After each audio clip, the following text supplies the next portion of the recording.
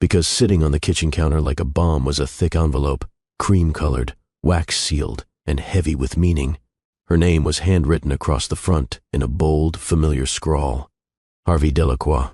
Hello, my amazing, wonderful, and brand new subscribers watching right now. I'm truly grateful we've made it through the past month, and here we are, welcoming a brand new chapter together. It fills me with joy to know that we are here, united, happy, and connected in this moment. Before we go any further, let me pause and share with you a heartfelt prayer for this new month, a blessing from my heart to yours. As we step into this new month of September, I pray for you, my dear subscribers, that love surrounds your days and peace fills your nights. May every sunrise bring hope, and every twilight wrap you in comfort and gratitude. May your hearts be open to joy, your paths lit with clarity, and your dreams guided by divine grace. Let September unfold with blessings you didn't expect but deeply deserve. May love be your anchor, kindness your language, and serenity your gift. Here's to a month of light, laughter, and endless possibilities. Amen. She didn't have to open it. She knew. Her body knew. That quiet thrum in her rib cage? That wasn't anxiety. That was memory. That was 3 years of silence collapsing under the weight of one envelope. Her fingers trembled, but she peeled it open. Gold foil. Embossed lettering. A wedding invitation. His wedding. Her name was listed under special guest, beneath the names of their twin daughters, Rosie and Remy Delacroix. Tucked inside was a handwritten note. His handwriting. His arrogance.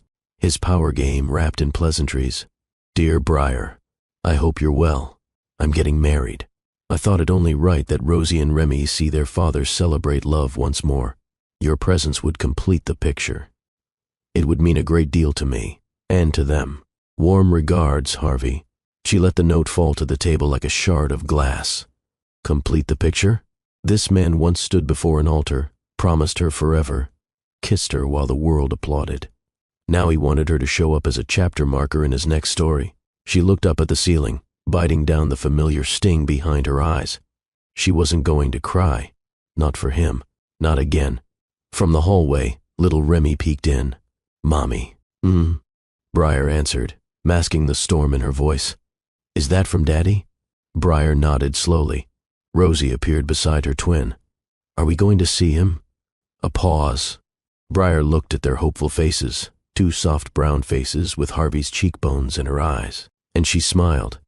But it wasn't warm. It was steel. Yes, she said gently. We're going.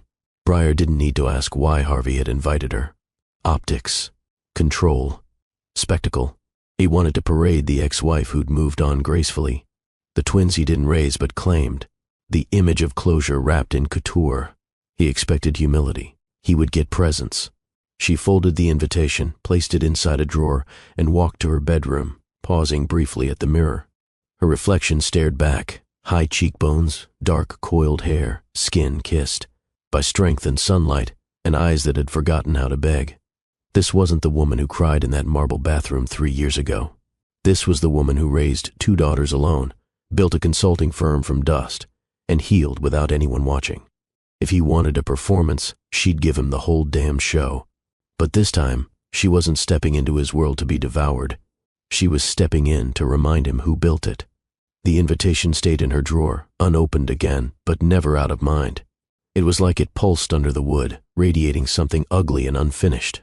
That night, long after the twins had fallen asleep, one curled into the other like matching puzzle pieces, Briar stood by her window, wrapped in a silk robe, eyes tracing the city skyline. She wasn't crying, but she wasn't calm either. She sipped from a glass of wine that had long since gone warm, watching. The lights blink across the buildings like arrogant little secrets. Her mind, against her will, wandered back. 3 years ago, the night she left. She had stood in that same robe, only in a home 20 times this size. The Delacroix estate, all polished glass and echoing halls. The kind of place where silence sounded expensive. Harvey had just gotten off a video call with Beijing. He barely looked up when she approached with tears in her eyes and a suitcase by her side. Where are you going? He'd asked, still typing. Where I met her, she'd whispered. He blinked. We're in the middle of a product merger. I'm in the middle of falling apart. She'd waited for him to put down the phone, to follow, to fight. He didn't. He simply nodded once. If that's what you want, not love, not rage, just silence. Back in the present, Briar pressed her forehead to the glass. She remembered packing that night. 1 suitcase, 2 children, no dignity left, but a lot of fear. The hardest part wasn't leaving Harvey. It was unlearning him. For years, she'd dimmed herself to fit into his world. Every fundraiser she chaired, every gala she attended, she wore the role of CEO's wife like a glove lined with thorns. She remembered one particularly bitter evening. The company had just hit a new billion-dollar valuation. Harvey threw a rooftop celebration. The media called him a genius. But no one asked who designed the investor pitch decks, who trained the client-facing team, who coached him through his TED Talk nerves. Briar had. She was always there, quietly excellent, steadily invisible. Until one day, she wasn't. A month after leaving, she launched her consultancy from her godmother's garage. No investors, no headlines, just grit. The first client paid in cash, the second in referrals. By the end of the year, her firm had 4 employees, 12 contracts, and 0 regrets. She didn't rise out of spite. She rose out of refusal to let his indifference define her worth. And now, 3 years later, Harvey wanted her in the front row of his next performance. Dignified, decorative, dismissible. He didn't know. He didn't know who he had invited. He had invited the woman he left behind, but she was sending the woman she became. Briar didn't tell anyone right away. Not her best friend, not her assistant, not even the twins. Some decisions didn't need committee votes. They needed silence and clarity. She placed the envelope on her nightstand, beside her watch and a half-read novel. Every morning it reminded her, this wasn't about him. It was about her. The following Monday, she canceled her meetings for the week. She called a stylist, one who didn't post photos on Instagram. She arranged for a private car to pick her and the girls up under an alias. She requested 2 custom dresses for the twins, ivory silk, silver-threaded, just like the ones they always admired on bridal mannequins. She wasn't rushing the moment. She was sculpting it. Rosie twirled in her new dress, giggling.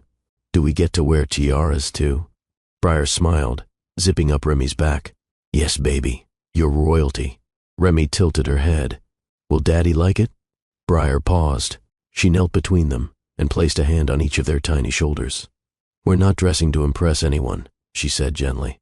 We're dressing to remember who we are. 2 nights before the wedding, Briar stood alone in front of a full-length mirror at the Four Seasons. The gown lay across the bed, deep crimson, sculpted to command. Her stylist had called it dangerous. She called it earned. Every curve that man once ignored was now highlighted with unapologetic elegance. Her skin gleamed. Her curls cascaded. Her heels were 5 inches of don't try me. She wasn't coming to cry. She wasn't coming to whisper. She wasn't even coming to talk. She was coming to exist. Fully, loudly, without apology. The night before the ceremony, she called the girls into her hotel bed. All 3 curled under the thick duvet, watching cartoons, eating popcorn. Mom, Rosie asked, her voice small. Yes, love? Are you nervous to see Daddy? Briar paused, then kissed her daughter's forehead. Not nervous, she said softly. Just ready. Remy leaned into her side. You look like a queen. Briar blinked away the ache in her throat. Because I am one. 2 days before the wedding, Briar arrived in the city. Not with noise, not with fanfare, but with precision. The Four Seasons concierge smiled politely as she checked in under the name Celeste Johnson. Her ID was an alias. Her reservation paid in advance, suite prepped with blackout curtains and no calls allowed through. The girls had no idea what was really happening. All they knew was that Mommy said they were going on a special trip to see Daddy. Rosie jumped on the king-size bed as Remy unpacked their tiaras. Can we swim later? Briar smiled, removing her heels. Only if we finish our hair and dress fittings first. Back in her private dressing suite, Briar stood still as her stylist, Layla, worked silently around her. Let me guess, Layla murmured, pinning the final stitch on the gown's slit. This isn't just about the dress, is it? Briar arched a brow. What gave it away? The way you requested read. Bold? More like warning. Briar didn't flinch. Let them look. Let them whisper. I've bled quietly for years. I owe myself this entrance. Layla chuckled under her breath. Well, sweetheart, this entrance might stop hearts. The dress was sculpted crimson silk, off-shoulder, with a slit that threatened to expose secrets. It clung to her in ways that demanded respect, not permission. Her heels were sharp, her earrings subtle but pointed, and her lipstick? A daring red she hadn't worn since her wedding day. She looked in the mirror and whispered, "This time, I'm not dressing to be loved. I'm dressing to be remembered." Downstairs, her driver waited with a private car. She walked the girls out, both in their matching ivory gowns, silver tiaras glinting beneath the late afternoon sun. Rosie held a small bouquet of baby's breath. Remy clutched her teddy bear. Briar held their hands. And together, they stepped into the city, a mother and her daughters cloaked in grace and fire. As the car pulled up outside the Delacroix estate, Briar didn't flinch. The place hadn't changed. Still a monument to Harvey's ego. Still towering with glass, marble, and perfectly trimmed hedges that symbolized perfection over peace. But this time, she wasn't stepping out of a luxury car as his wife.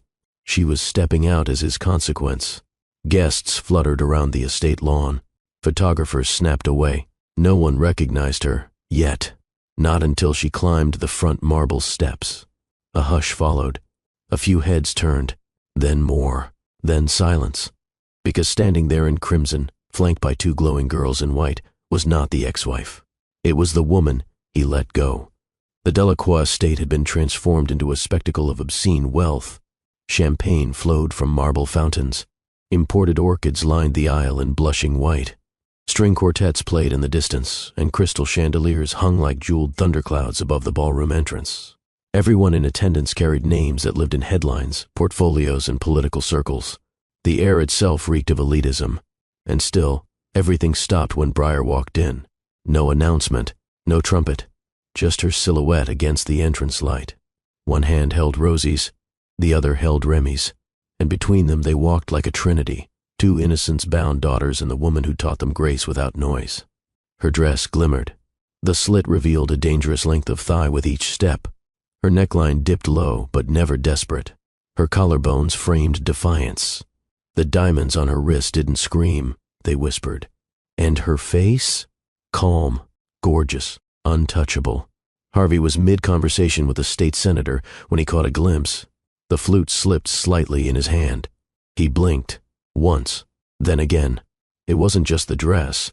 It wasn't just the beauty.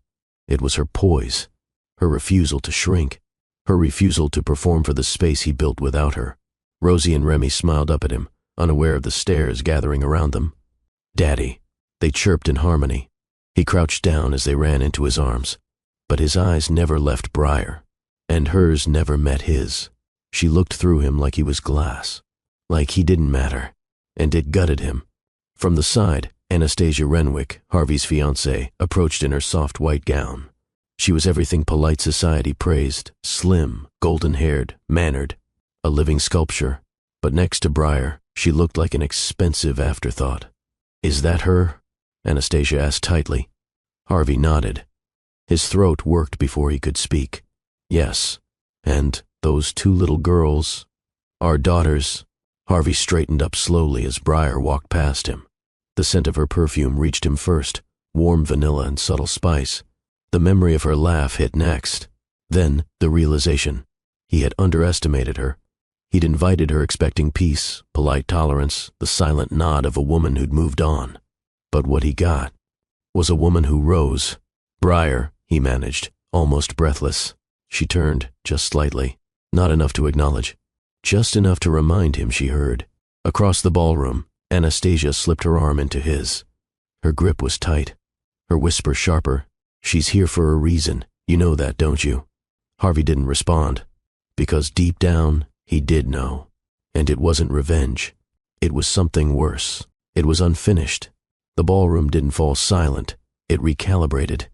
It wasn't just that Briar looked stunning. It was the way the room shifted to accommodate her presence. The subtle tilt of attention. The whispered names. The unsure glances toward the groom. She didn't raise her voice. Didn't flash a smile. She didn't need to. Everything about her said, "I'm not here for spectacle. I am the spectacle." A pair of donors from the Delacroix Foundation paused mid-toast to watch her glide across the floor with Rosie and Remy, Their hushed tones carried across the champagne-scented air. "Is that the ex-wife? She hasn't been seen publicly with him in years. She looks unstoppable." Harvey heard all of it. But it wasn't the voices that pierced him. It was the look Briar wore. Not anger, not sorrow, just poise. The kind of poise one builds after surviving a man like him and never breaking. Rosie tugged on Briar's hand. "Mommy, can we say hi to the violin players?" Briar nodded, her voice warm only for them. "Go ahead, but stay where I can see you." The girls skipped off together, their tiaras catching the chandelier light like tiny crowns of rebellion. Briar stood alone now, a sea of murmurs rippling around her. One waiter slowed his steps just to admire her. A senator's wife whispered to her husband, lips barely moving. And Anastasia, still clasped to Harvey's arm, watched it all unfold with a tension that no amount of posture could hide. "She's impressive," Anastasia said finally. Harvey didn't answer. He couldn't. He was still trying to breathe through the sight of the woman he once claimed, the mother of his daughters, now glowing brighter than any woman in that room, including his bride Tobe. He recalled how Briar used to enter these kinds of events with hesitation, carefully choosing where to stand, how to smile, what to say. Now she floated like she owned every brick beneath her heels. Because in a way, she'd stood beside him while this empire was built. She had soothed boardroom anxiety. She had sat up rehearsing his pitches. She had carried twins and ambition in the same breath. She hadn't just been his wife. She had been his foundation, and he let her go. Briar's eyes scanned the ballroom, not searching, but taking inventory. She recognized old friends, old enemies, strategic allies who used to nod at her just for show. Now they watched her differently, not as the ex, not as the past, but as something far more complex. Something important. In the corner of the room, one guest, the CEO of a cosmetics brand, walked toward her with a glass of wine. "Briar Delacroix," she said, offering a small nod of respect. "You're glowing tonight." Briar offered a smile, polite but measured. "Must be the silence." The woman chuckled, clearly intrigued. "You've been missed. The foundation hasn't been the same since you left." Briar's eyes flicked momentarily toward Harvey. "Some things fall apart to remind us what we built." The CEO blinked, then raised her glass. To returns, they clinked quietly. From across the room, Harvey couldn't tear his gaze away, not even when Anastasia excused herself to the ladies' room, lips tight and face pale. Not even when a photographer asked him to pose for a pre-ceremony portrait. His fiancée had left the room. His ex-wife had entered it, and everybody noticed which one still had his attention. Harvey stood at the altar, surrounded by an audience dressed in reverence and wealth. Cameras clicked in rhythm. The string quartet transitioned to a familiar romantic prelude. Every detail had been planned to perfection: the imported lilies, the ice sculptures, the speech he would give at the reception about second chances and new beginnings. But none of that mattered now, because across the grand aisle, just behind the last row of chairs, she was there, Briar, crimson, glowing, alive, Rosie on her right, Remy on her left, and suddenly, nothing about this ceremony felt celebratory. The officiant cleared his throat. "Shall we begin?" Harvey didn't respond. He couldn't. His hands twitched at his sides. Sweat gathered beneath his collar despite the perfect climate control. His eyes were fixed on her, and it felt like the air had turned heavier. She wasn't just present, she was powerful. No trembling, no faltering, no polite smile for cameras. She met his gaze for the first time, unblinking, unforgiving, and it shook him. Briar leaned down and whispered something to Remy, who nodded and clutched her sister's hand tighter. Then, like they'd rehearsed it, the girls floated, down the central aisle, ivory skirts swaying like clouds. All eyes turned. The music dimmed in comparison to their presence. Rosie smiled at the guests. Remy stared at her father, expression unreadable. And Briar? She followed slowly, deliberately, keeping her pace calm, never rushing, never shrinking. Each step was thunder muffled in velvet. Whispers erupted. The twins. She brought the girls. Isn't that the ex-wife? But Harvey didn't hear them. He saw and remembered everything. He remembered the night they fought in this very hall, her voice breaking as she begged to be heard. He remembered the morning after she left, the empty closet, the echo of her perfume still lingering on the silk pillows. He remembered watching her car disappear through the gates, never imagining it would take years to feel that hole in his chest. And now she stood here, not as a plea, not as a ghost, but as a storm contained within elegance. Rosie reached him first. "Hi, Daddy," she said, beaming. He crouched, struggling to find his voice. "Hi, baby." Remy hugged him without a word, her arms wrapping tightly around his neck. He held her close, but his eyes never left Briar. She stopped a few paces from the altar, didn't cross into ceremonial space. Her boundaries were exact. Harvey stood slowly, placing a hand on each of his daughters' backs. "Thank you," he said, barely louder than a whisper. Briar lifted a brow. "For bringing them," he added. "For coming." She tilted her head, gaze steady. "You asked me to complete the picture," she said softly. "I'm here. The frame, however, is yours to crack." Anastasia stepped into view, finally descending the side stairs in her designer gown. The applause that followed was awkward, delayed, as if the crowd remembered they were at a wedding only after the cue of white chiffon. She looked stunning, composed, her blonde hair twisted into an intricate crown braid. Her lips formed a polite smile as she reached Harvey's side. He kissed her cheek, but it was mechanical. She noticed, and when she glanced past him to Briar, her expression changed.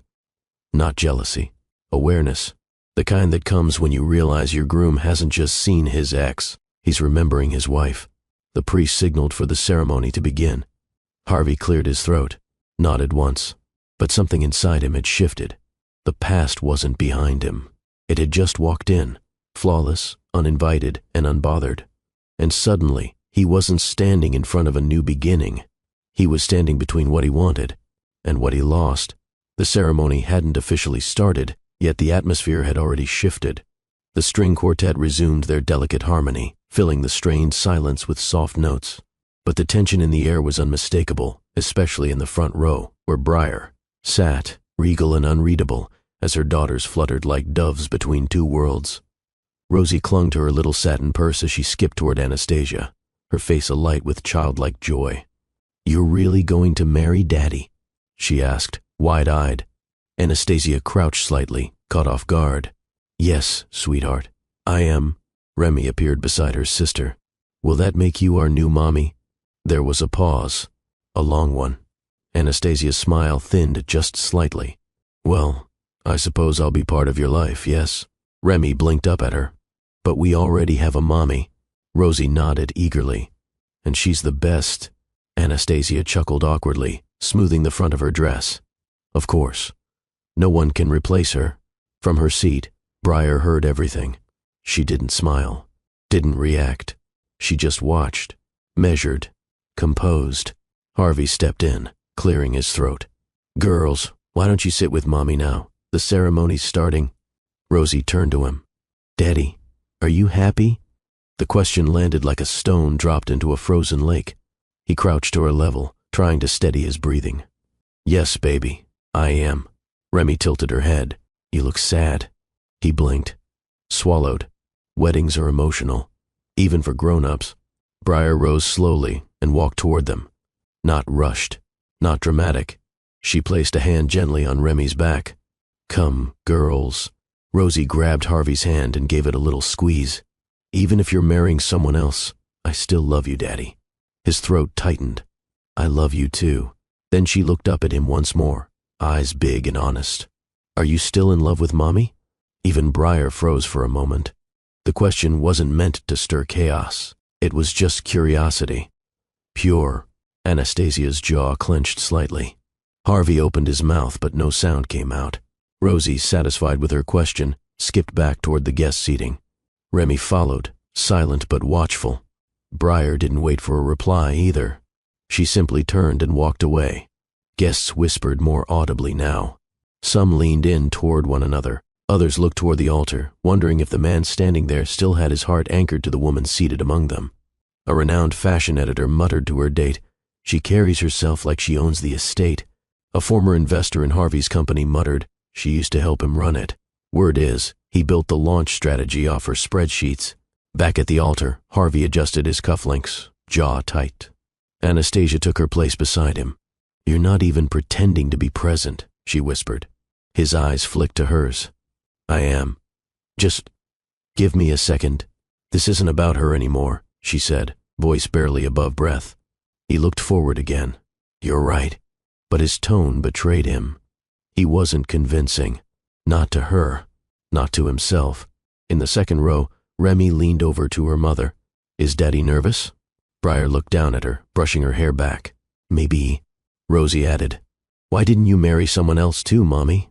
Briar held their gaze a moment longer than expected, then whispered, "Because I didn't want to teach myself how to forget love.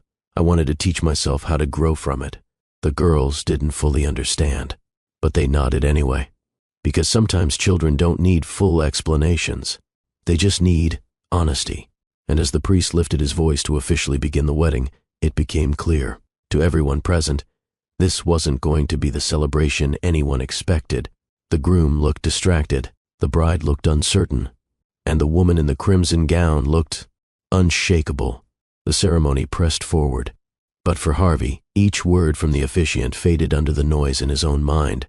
He was standing at the altar, his bride beside him, surrounded by the most powerful people in his world, and still, it felt incomplete. Not because of nerves, not because of fear, but because Briar hadn't looked at him since the moment she walked in. She hadn't flinched, hadn't smiled, hadn't softened. She'd acknowledged their daughters. She'd honored the occasion with elegance. But him, she treated him like absence. And that disturbed him more than rage ever could. As the priest spoke about love's endurance, Harvey's eyes drifted again. He wasn't subtle, and he didn't care. Briar sat 2 rows behind the altar's left side, her posture relaxed, her gaze focused ahead, not on him, not on Anastasia, but somewhere deeper, a place he used to be welcome in, a place he was no longer allowed near. Anastasia noticed. Of course, she noticed, but she said nothing, not because she didn't have questions, but because she already feared the answers. When the priest asked for the traditional vows, Harvey's voice cracked on the first word. He cleared his throat, adjusted his collar, tried again. "I, Harvey Delacroix." He felt Rosie's eyes on him from the guest row. He saw Remy resting her head against Briar's arm. He remembered Sunday mornings in their old kitchen. Remy trying to crack eggs, Rosie painting her toast with jelly, Briar in an oversized shirt, singing under her breath as she stirred the coffee. That was a lifetime ago, and yet it wasn't gone. Not really. Anastasia's hand trembled as she reached for his. He took it. Politely, mechanically. The words left his mouth, but they lacked conviction. They sounded borrowed. He spoke of love, of honor, of choosing her every day. And all the while, he felt Briar's presence like a phantom heat behind his spine. Not because she moved, not because she watched, but because she refused to. She gave no reaction, no visible emotion, and that haunted him. The officiant turned to Anastasia. She recited her vows confidently, her voice clear, her smile unwavering. But something in her tone felt like she was speaking louder than necessary, trying to fill the silence left by his distraction. When it came time for the ring exchange, Harvey hesitated only a second, a blink, but Anastasia noticed. The guests noticed. He slid the band onto her finger. A perfect fit. An imperfect moment. As applause echoed through the estate, Briar rose slowly, not to leave, not to react, but to guide Rosie and Remy toward the garden doors, away from the crowd, away from the stage. The moment the doors closed behind them, Harvey felt the full weight of their absence like a vacuum. The clapping quieted. The guests began to rise. The string quartet resumed a celebratory piece. But all Harvey could see was the crimson trail left by the woman who walked away without needing to be told twice. He stared at the spot she had vacated, lips parted, breath caught. The same woman who once waited years for his affection, now couldn't be bothered to acknowledge his gaze. He wasn't just watching her leave. He was witnessing the full consequences of letting love decay. And for the first time that afternoon, the reality of what he had done, what he had lost, settled into his chest like ice. Not because Briar left, but because this time, she hadn't even looked back. The ballroom buzzed with congratulations. Laughter bounced off marble walls. Champagne refilled itself in tall flutes. Guests chatted, posed for photos and discussed mergers under the guise of small talk. But Harvey wasn't in the mood to celebrate. He moved through the crowd like a man in search of air, smiling when necessary, nodding at board members, pausing just long enough to keep suspicion at bay, all while scanning the room, until he saw the crimson hem of her dress disappear through a side corridor. He didn't think. He moved. Briar had stepped away for quiet, her daughters still with the nanny. In the garden, their laughter echoing through the glass windows. The corridor she entered was lined with portraits, former Delacroix ancestors whose eyes always seemed to follow. The wall sconces flickered softly, casting gentle light on the polished floor. She stood near a window, arms crossed, not surprised when his voice broke the silence. "You came," Harvey said. She didn't turn. "You invited me." He took a few steps closer. His voice was lower now, stripped of all the public polish. "I didn't think you'd actually come." Briar turned slowly, her expression unreadable. "Why? Because you assumed I'd decline the honor of watching my daughters be paraded down your aisle?" He blinked. "That's not what this was." She let out a soft sound, too quiet to be a laugh, too dry to be humor. "You wanted them there for the photographs, and you wanted me there to complete your image of civility. You sent a wedding invitation like it was a business memo." "That's not true," he said, jaw tightening. "Then what is?" she asked. "Enlighten me." He stepped closer. "I wanted you to see it." "See what?" "What you gave up." Her eyes didn't waver. "I didn't give up anything. I escaped it." Harvey exhaled slowly. "You look different." "I'm not different," she replied. "I'm finally visible." There was a beat of silence. Then he reached up, almost unconsciously, brushing a curl from her shoulder. She didn't move, but she didn't lean in either. "You're still the most stunning thing I've ever seen," he murmured. She tilted her head slightly. "And you're still a man who thinks beauty makes a woman return." His hand fell to his side. "I didn't bring you here to fight," he said quietly. "You didn't bring me anywhere, Harvey. I chose to walk in." The tension between them thickened, not rage, but something far older. He stepped closer again, not touching her, just close enough to feel her breath. "Do you miss it?" he asked. "The house?" He shook his head. "Us." She hesitated, only briefly, then whispered, "I miss who I was when I believed you saw me." His face fell, just slightly. "Briar, I know what this is," she cut in. "You got caught between nostalgia and guilt, and for a moment I became real again in your mind. You were always real." "No," she said. "I was always convenient. And now that I'm not, you don't know what to do with me." The chandelier light from the ballroom filtered faintly into the corridor. It made her dress glow like it was born of embers. Harvey studied her like a man remembering the words to a song he thought he'd forgotten. "You don't miss me?" he asked again. "I miss peace. I miss being touched without conditions. I miss being spoken to like I mattered." He exhaled sharply. "You mattered? Then why did I have to leave to feel it?" Their silence this time was longer, not because there was nothing left to say, but because everything that had needed to be said had been buried beneath years of avoidance. And now, it had all surfaced. He took one final step toward her, his voice softer now. "You're here, wearing that dress, looking like you knew I'd chase you." She didn't smile, but her lips parted slightly. "I didn't wear this for you," she whispered. "Then who for?" "Myself." Then she turned and began walking away. Not fast, not dramatic, just finished. And Harvey, still standing in the corridor, watched her go, realizing this wasn't a moment for a clever response. This was a moment for regret. The door to the corridor hadn't even shut behind Briar before Harvey followed. He didn't announce himself this time. He didn't ask permission. He just followed the echo of her heels until he reached her near the east gallery, an overlooked corner of the estate, dim and quiet, with floor-to-ceiling windows and old oil paintings collecting time on the walls. She didn't turn when he approached. She already knew he was there. "You came after me again," she said, voice low. "You never chased me when it mattered. Now you're chasing shadows." "I'm not chasing shadows," he replied.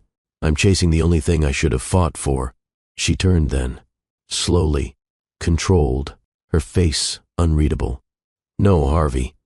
You're chasing the woman who learned how to leave without screaming. That doesn't mean you get to romanticize the silence now." He exhaled, jaw tight. Why did you come if you weren't going to give me a moment to speak honestly? I've given you years. You used them to forget.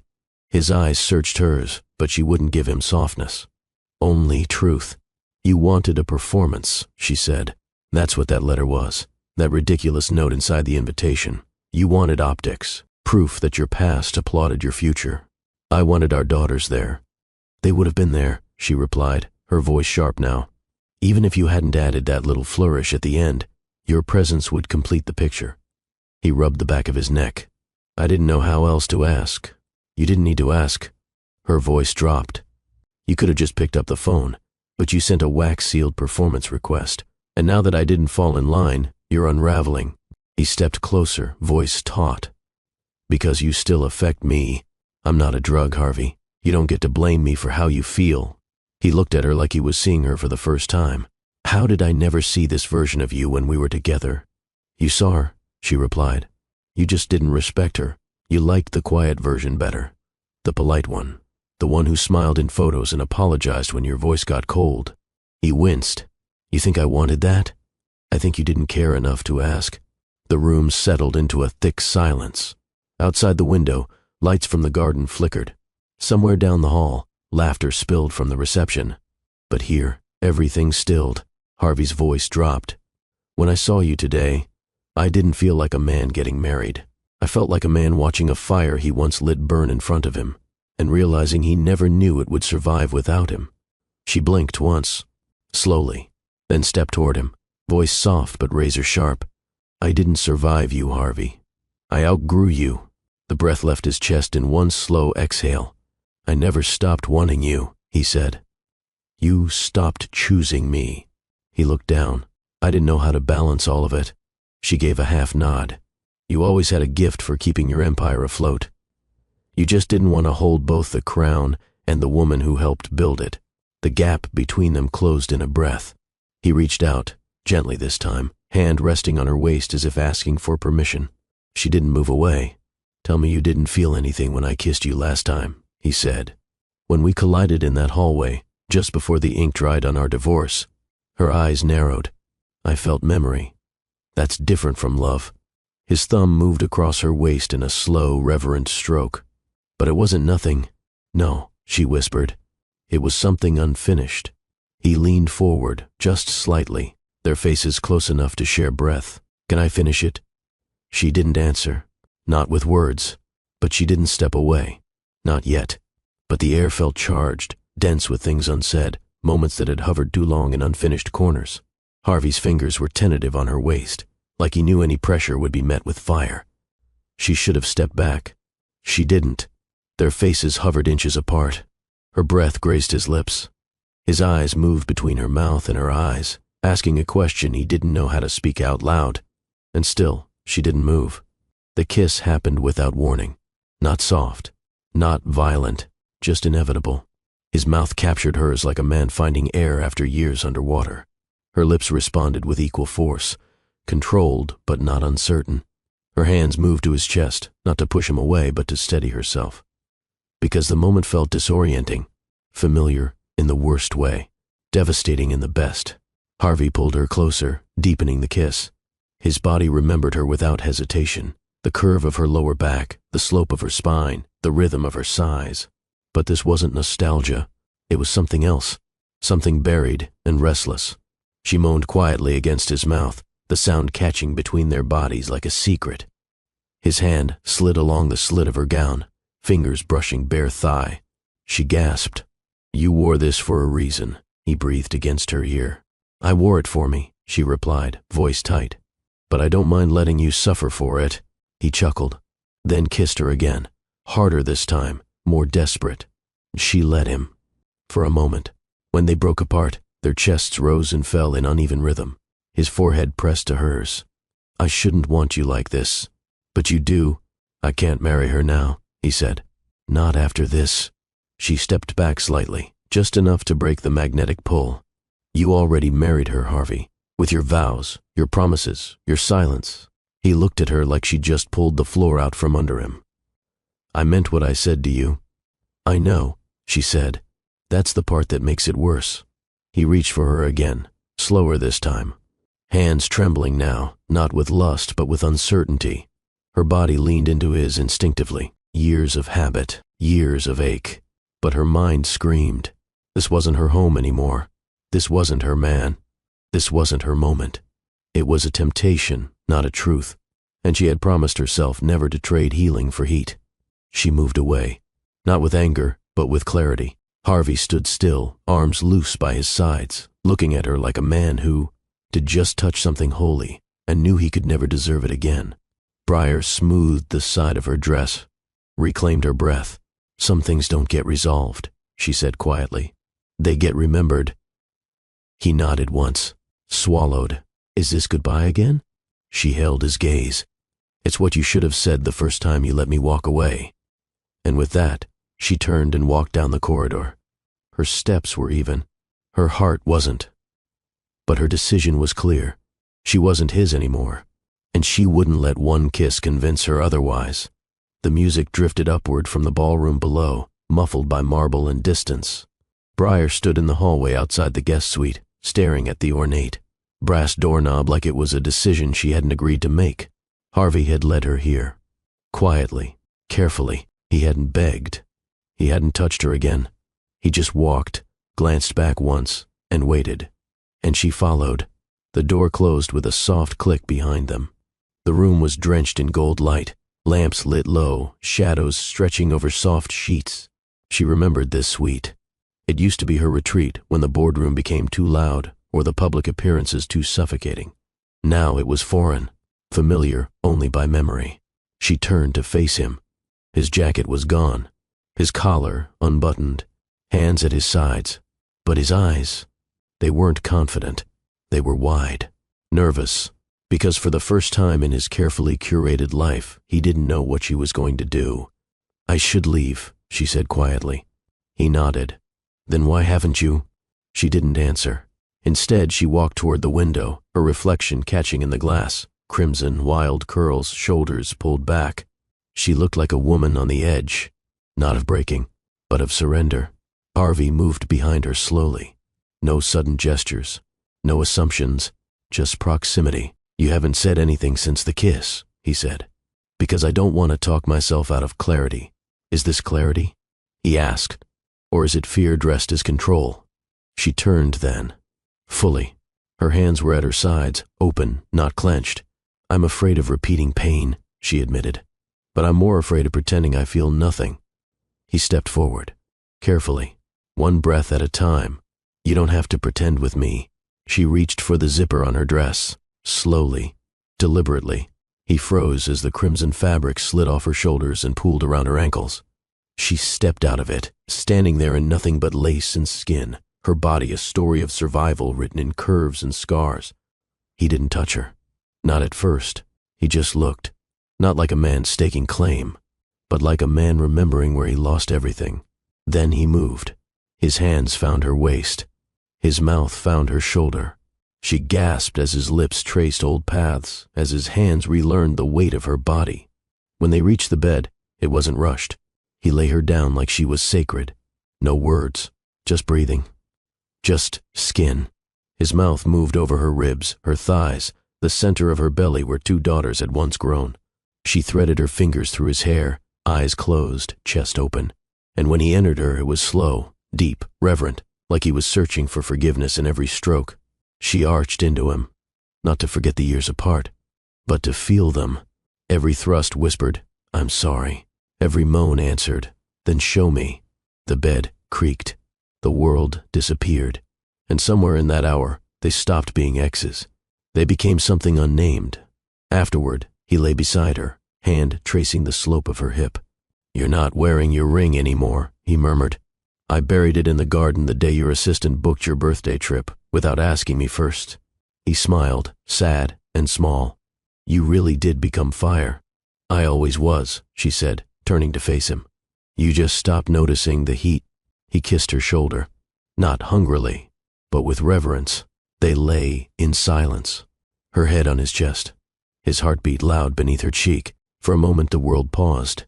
For a moment, there were no broken vows, no altars, no crimson dresses, Just the sound of a man breathing beside the woman he once lost, and the quiet understanding that nothing would ever be the same again. The silence afterward wasn't empty. It pulsed, not with regret, not quite with peace, but with something fragile and suspended, like truth on the edge of a whisper. Harvey's fingers traced absent shapes on Briar's bare shoulder as she lay next to him, her breath quiet, her eyes fixed on the ceiling. Neither of them spoke for a long while. Then finally she broke the stillness. "I used to lie here beside you, wondering if you'd notice I was drifting." He turned his head toward her, lips parted but voiceless. "I'd wait for you to ask me something real," she continued, her tone low and even. "Ask how I was sleeping, if I felt seen, if I was happy." "I didn't know you needed those things," he said, ashamed. "That's the thing, Harvey. You didn't ask. And I stopped reminding you." She sat up, pulling the sheet across her chest, not to cover modesty, but to build distance. He watched her, propped on one elbow. "I thought I was giving you space to be strong," he said quietly. "I thought if I made the world soft enough, you'd never have to carry the weight again." "But I didn't want soft," she replied. "I wanted partnership. I didn't want to be cradled. I wanted to be trusted." Harvey's jaw clenched. "I trusted you with everything. You trusted me to be supportive, not equal." That landed hard, and it landed honestly. He leaned forward, resting his arms over his knees at the edge of the bed. "You know, the worst part about losing you wasn't the silence." She looked at him, waiting. "It was realizing how loud your absence became, the way your voice echoed in boardrooms I used to dominate, the way your handwriting haunted my kitchen notes, the way Rosie and Remy started asking questions I didn't know how to answer. You didn't try to answer them. I didn't know how to face them without you." Briar turned away slightly, staring out toward the suite's tall windows. The city lights blinked in distant patterns beyond the glass. She wrapped the sheet tighter around her body. "I never stopped loving you," she admitted. "Even when I hated you, I didn't stop loving you." His breath caught. "Then why did it take this for us to be honest?" She met his gaze again. "Because the truth needs space, and we kept filling it with silence." Harvey stood, pacing slowly toward the dresser, his reflection catching in the mirror. "I thought success would keep us safe," he said. "That as long as I kept winning outside, nothing inside could fall apart." She gave a soft, bitter laugh. "But the inside always cracks first." He turned to her. "Would you have stayed if I had tried sooner?" Briar didn't answer right away. Then she shook her head. "No, because staying would have taught our daughters that love should be endured, not nurtured." His eyes welled. He looked down. "I'm sorry," he whispered. "I know." She stood now too, barefoot on the carpet, stronger somehow, even in her vulnerability. "I didn't come here to break your wedding," she said. "I didn't even come here for closure. I came to see if the woman I've become could survive the place where I almost disappeared." He crossed the room to her, slow, measured. "You didn't disappear, Briar." "I did," she said, "piece by piece. Until I couldn't recognize myself in the mirror, until I could be in the same room with you and feel like a stranger in my own skin."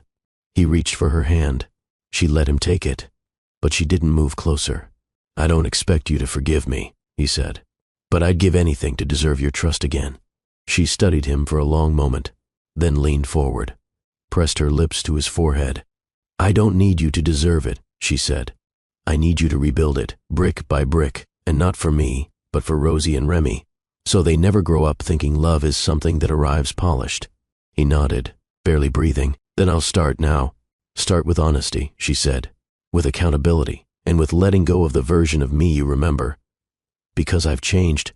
His voice cracked. "I see that now. And if you want to stay in my life." She stepped back, voice steady.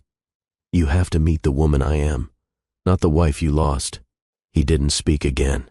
He simply watched as she walked across the suite, picked up her gown from the chair, and disappeared into the bathroom to dress. And this time, when the door closed between them, it didn't slam. It didn't echo. It simply settled, like two pages being turned at the same time in separate books. The morning light broke through the windows in streaks of pale gold. Harvey stirred awake in the massive guest suite, one hand stretching toward the other side of the bed, empty, cold. He sat up slowly. The silence hit first, then the truth. Briar was gone. No lingering perfume.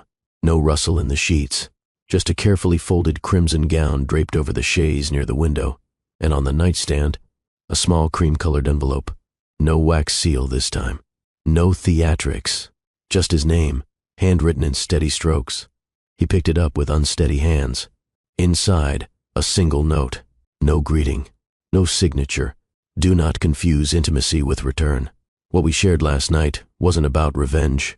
It was a reminder. Some things break quietly, but rebuilding requires noise. If you're willing to make that noise, for yourself, not for me, you'll find me at the table where legacy is earned, not inherited. His throat tightened. No threats. No promises.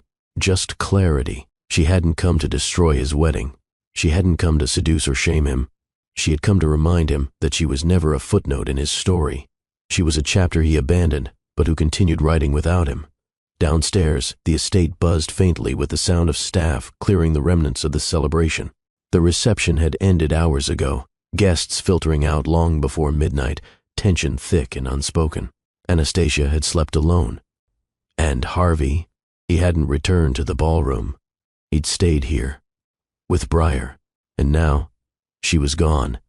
He moved to the window and stared out over the city. Somewhere out there, she was already in motion, probably with the girls, probably headed back to her own rhythm. A rhythm he no longer dictated. The weight of that realization pressed harder than any business loss, harder than any scandal. He had shared her body last night, but he hadn't touched her future. He walked to the wardrobe and pulled out a clean shirt, buttoning it without thinking. His hands moved mechanically, but his mind was elsewhere, replaying her voice, her eyes, the way she hadn't tried to hurt him, only hold up a mirror. And in that mirror he saw it. Not just the man he'd become, but the one he never allowed himself to be.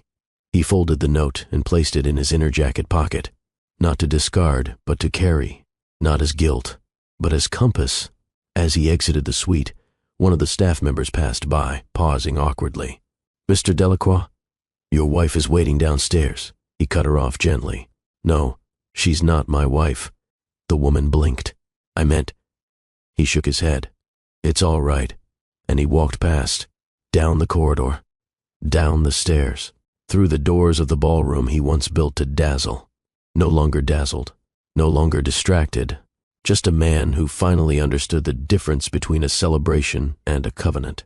The air inside the chapel was too still. Anastasia stood at the altar, her gown cascading in layers of soft silk, her hands wrapped tightly around a white bouquet, no longer trembling with excitement, but with impatience. Guests filled the pews once again, waiting for the final part of the wedding to begin. Some fanned themselves delicately.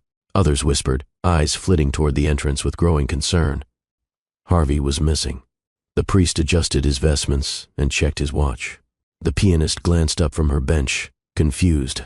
She had already cycled through the same romantic prelude 3 times. Still, no groom. The doors remained shut. Anastasia kept her face composed. She'd been trained for moments like this, how to smile through tension, how to keep her chin high. But this wasn't a press conference. This wasn't a staged appearance. This was supposed to be a wedding. Her wedding.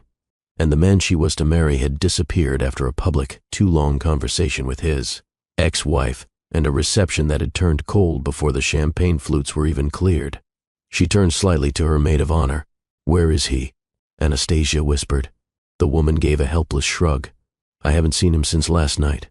Anastasia's jaw tensed. "Find someone. Now." Her voice didn't rise, but the threat beneath it was undeniable.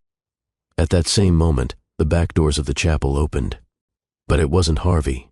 It was Rosie and Remy, dressed again in their matching ivory dresses, small tiaras still nestled in their curls. The room hushed. Behind them, calmly, silently, walked Briar. No gown this time. She wore a soft navy jumpsuit, tailored and elegant. Her presence was no less commanding, no less magnetic. She didn't speak. She walked directly down the aisle, daughters at her sides. People shifted in their seats, unsure whether to smile or panic. Anastasia's eyes narrowed. "What is she doing?" She whispered aloud. The priest watched cautiously as Briar approached.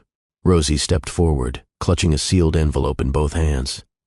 "This is from our dad," she said sweetly. The priest took it, uncertain. Briar said nothing. She simply stepped back, allowing her daughters to return to her side. And then she stood there, still, calm, waiting. The priest unfolded the note. His eyes scanned the lines slowly. His hands trembled. He cleared his throat, lifting his voice to address the guests. "There has been a change," he said gently. "The groom has submitted a personal statement to be read aloud before the ceremony proceeds." A wave of murmurs flooded the chapel. Anastasia turned sharply. "What statement?" The priest looked at her with regret. He insisted it be read without delay, and then, without waiting for permission, he began. "I, Harvey Delacroix, acknowledge that I am not in a state of emotional readiness to proceed with this marriage. While I have deep respect for Anastasia and what she represents in my life, I cannot, in good conscience, stand at this altar and make promises I'm not prepared to keep.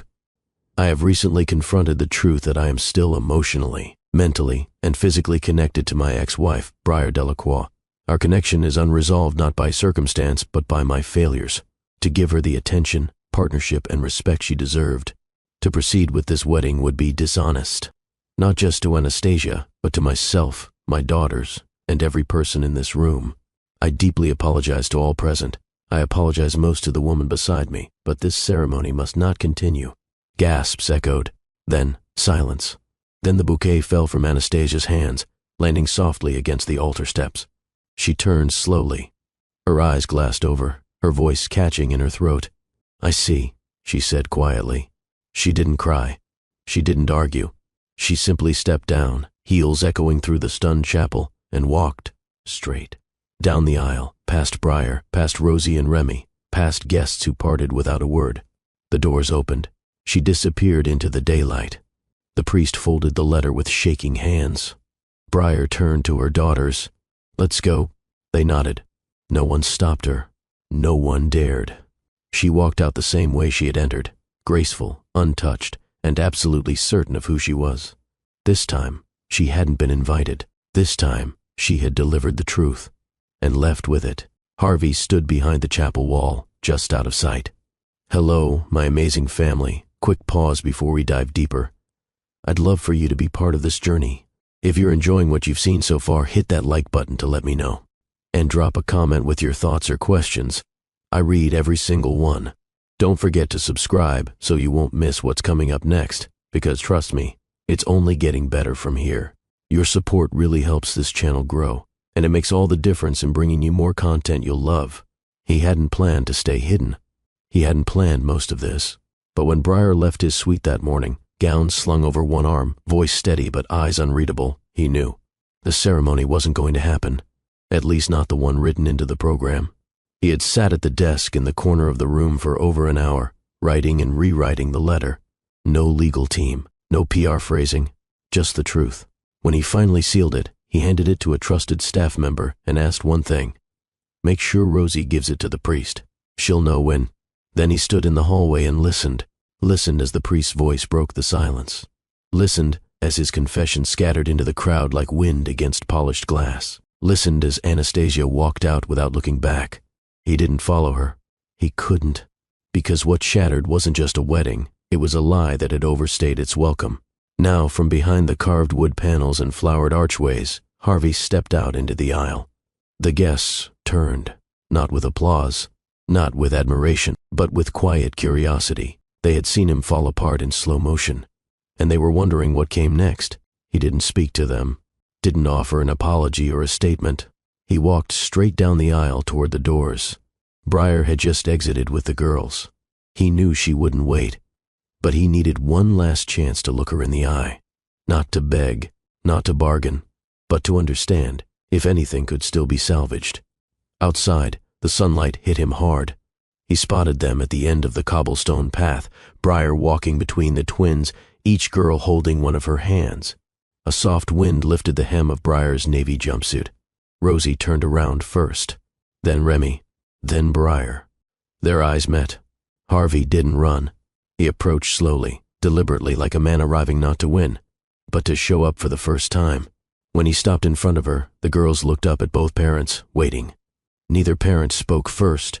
Then Briar reached into her small handbag and pulled out a letter of her own. It wasn't sealed. It was folded, slightly creased. She handed it to him without a word. Harvey opened it. Her handwriting, clear, slanted, familiar. You always controlled the moment, the rooms, the pace. So I waited until the moment controlled you. This wasn't about ruining your wedding. It was about reminding you that unfinished stories don't get rewritten. They demand new authors. The girls and I are not part of your past. We're part of the mirror you refuse to face.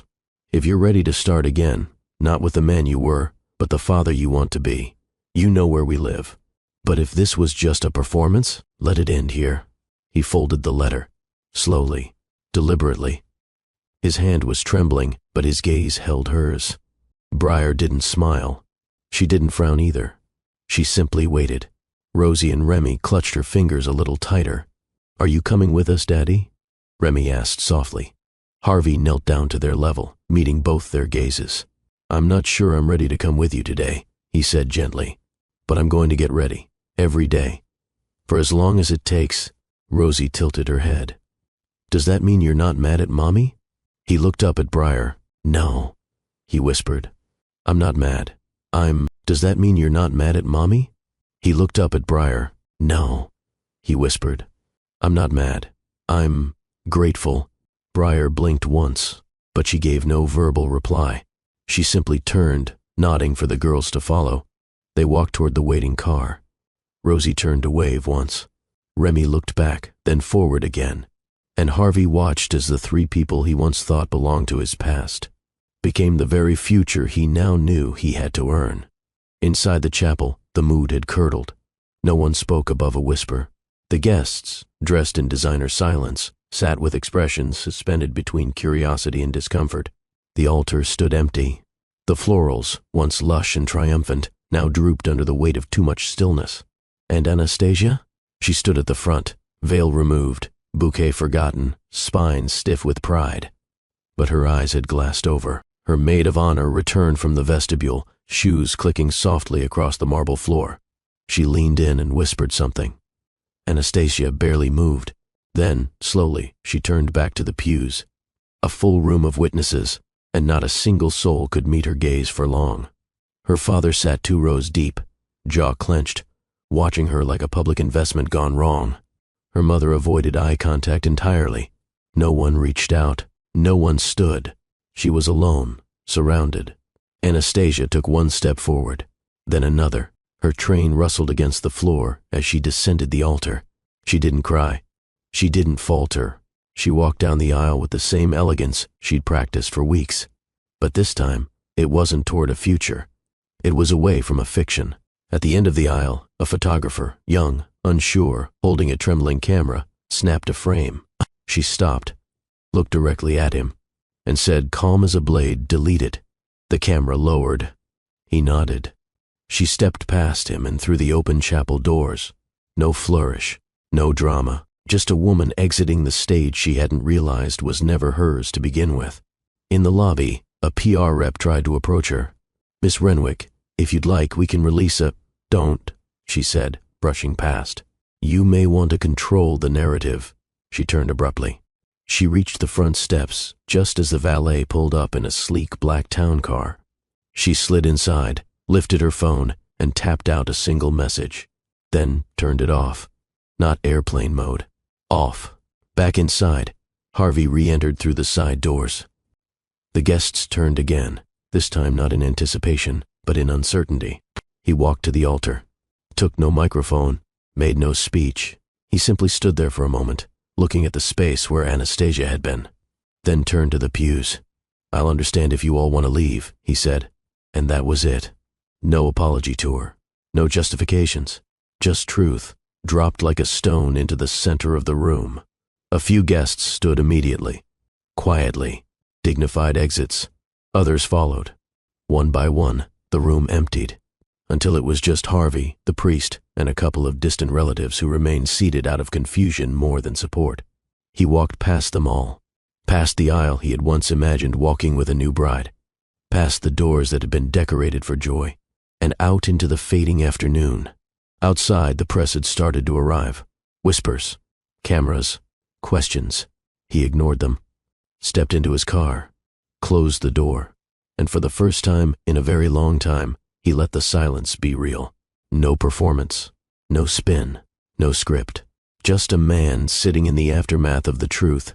By morning, the world had already decided what happened. The headlines weren't gentle.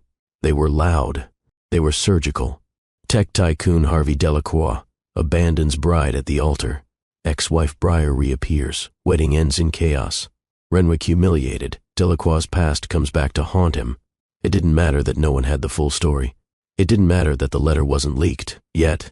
The images alone told 1,000 stories. Anastasia descending the aisle alone. Harvey standing blank-faced at the altar. Breyer, hand in hand with their daughters, walking out of the estate. He didn't check his phone for the first 24 hours. He didn't go online. He didn't respond to the 6 missed calls from his corporate board, the 2 from his mother, or the dozens from journalists pretending to be friends. Instead, he sat in the guest house behind the estate, alone, no staff, no distractions, just quiet and consequences. The following day, his assistant appeared unannounced, cautious, nervous, carrying 2 folders, one marked press, the other internal. "I've filtered the coverage down to what's most urgent," she said gently. He didn't look up. She placed both folders on the table, then hesitated. "There's a lot of speculation. Some investors are concerned about your judgment. The foundation's gala might be in jeopardy if you don't issue a statement." He nodded. "I'll handle it." She lingered a moment longer, then asked, "Do you want to see the clip?" "What clip?" "The video. Someone caught Breyer walking into the chapel, and the priest reading your letter." He closed his eyes. "No," he said, "not yet." Elsewhere in the city, Breyer sat in her sunlit office with Rosie and Remy curled up in the corner reading storybooks. She hadn't given an interview, hadn't answered a single call. She didn't need to.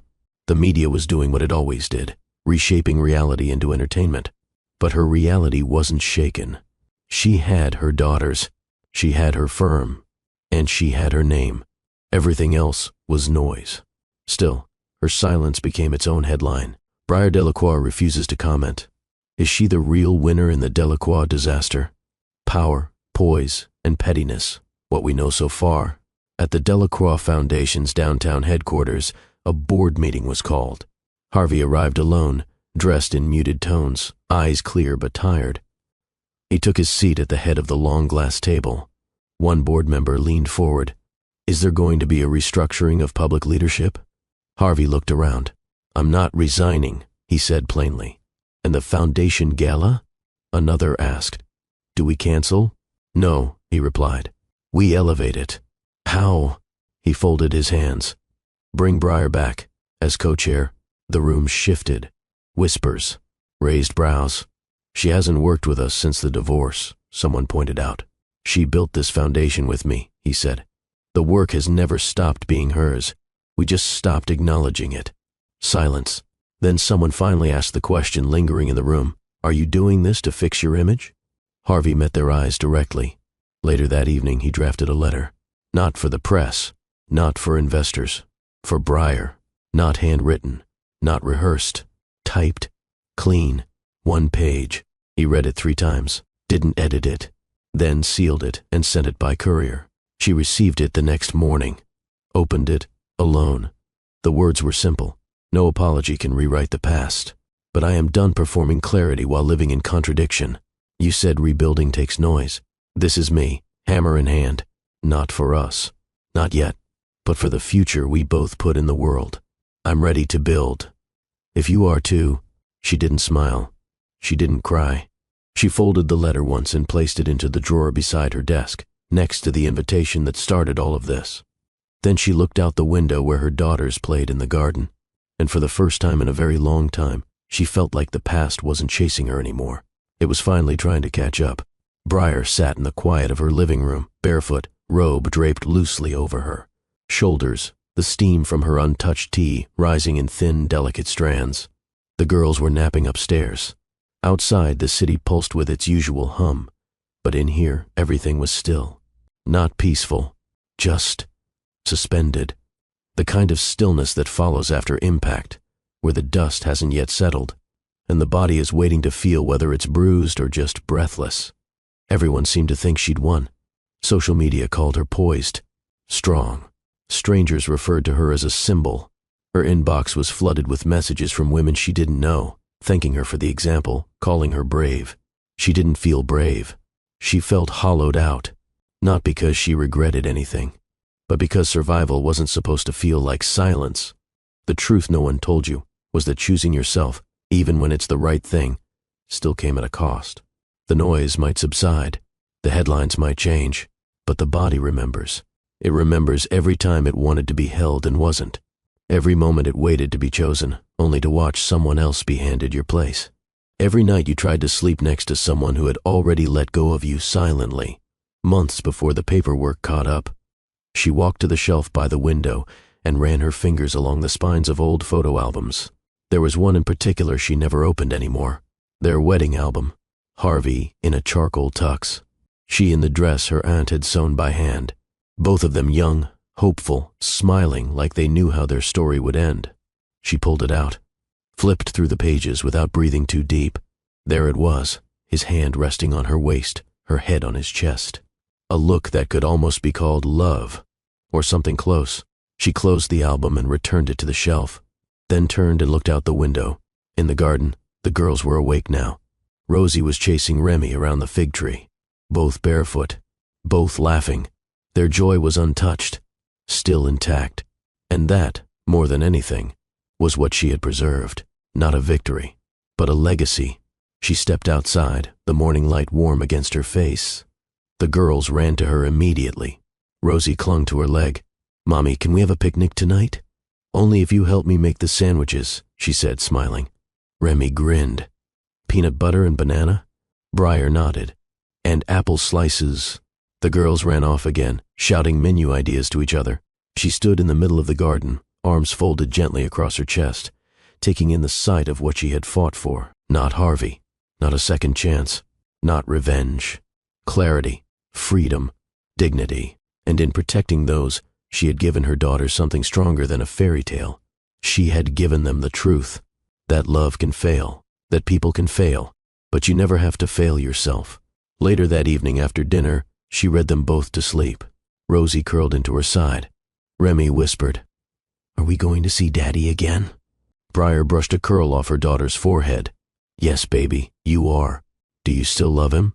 She didn't answer right away. Then quietly, "I love what he helped create. And us. You two are my favorite people in the whole wide world." When they slept, she lingered by the doorway a while, then closed the light. Downstairs, her phone lit up with a message. From Harvey. "I'm not asking to come back, just asking where to begin." She stared at it. Didn't respond. Not yet. Some things weren't endings. They were spaces, waiting to see if anyone had learned how to build without shattering. The next time Harvey saw her, it wasn't in a ballroom. It wasn't in the gleam of chandeliers or the shadow of regrets. It was at a modest coffee shop on the east side of the city, a place where no one cared who he was. She sat by the window already when he walked in, hands wrapped around a ceramic mug, hair swept into a low knot, simple gold hoops in her ears. Not a woman dressed to impress, but one who didn't need to. He paused a beat before approaching. "Thank you for meeting me," he said. She looked up, expression unreadable. "Let's get something clear," she began, her tone measured. "This isn't a reunion." He nodded once. Understood. She gestured to the seat across from her. He sat, unsure what to do with his hands. The silence between them stretched, not heavy, but not soft either, like standing at the edge of a pool and wondering if the water will burn. "I've been thinking a lot," he said finally. "Good. Thinking is overdue." He swallowed. "About the girls, about how I failed them, failed you." Briar didn't flinch. "You didn't fail me, Harvey. You made choices, repeatedly, thoughtfully, with full awareness of what those choices would cost. Don't insult either of us by calling it a failure." He breathed in through his nose, then nodded. "I'm not asking you to forgive me." "Good," she said again. "I'm asking for a chance to show up. For them, you should have done that the day they were born." "I know." Her fingers tapped once against her mug. A quiet rhythm. "I'm not interested in co-parenting fantasies," she said. "I'm not looking for harmony because it photographs well. You want access to your daughters? You earn it. I will." Her eyes narrowed. "You say that now. Then let me prove it." She reached into her bag and pulled out a slim, printed schedule. Remy has speech therapy twice a week. Rosie does ballet on Thursdays. Saturdays are non-negotiable. We do garden mornings together, then library hours. You may attend, if invited, but don't disrupt our rhythm. He leaned forward slightly, eyes scanning the calendar. You keep all this going alone? Her look was sharp. I've always kept it going. You just weren't paying attention. The waitress came and refilled their cups. Harvey barely noticed. He rubbed his palms together, nervous. There's a father-daughter event next month at their school, he said. I saw it in the newsletter. Briar raised an eyebrow. You read the newsletter? He nodded. Every word. They didn't tell me you'd been added to the parent list again. I asked the school directly, requested it quietly. I didn't want to disrespect you by assuming. She sat back, arms crossed now, guarded. What do you want from all this, Harvey? Really? He exhaled.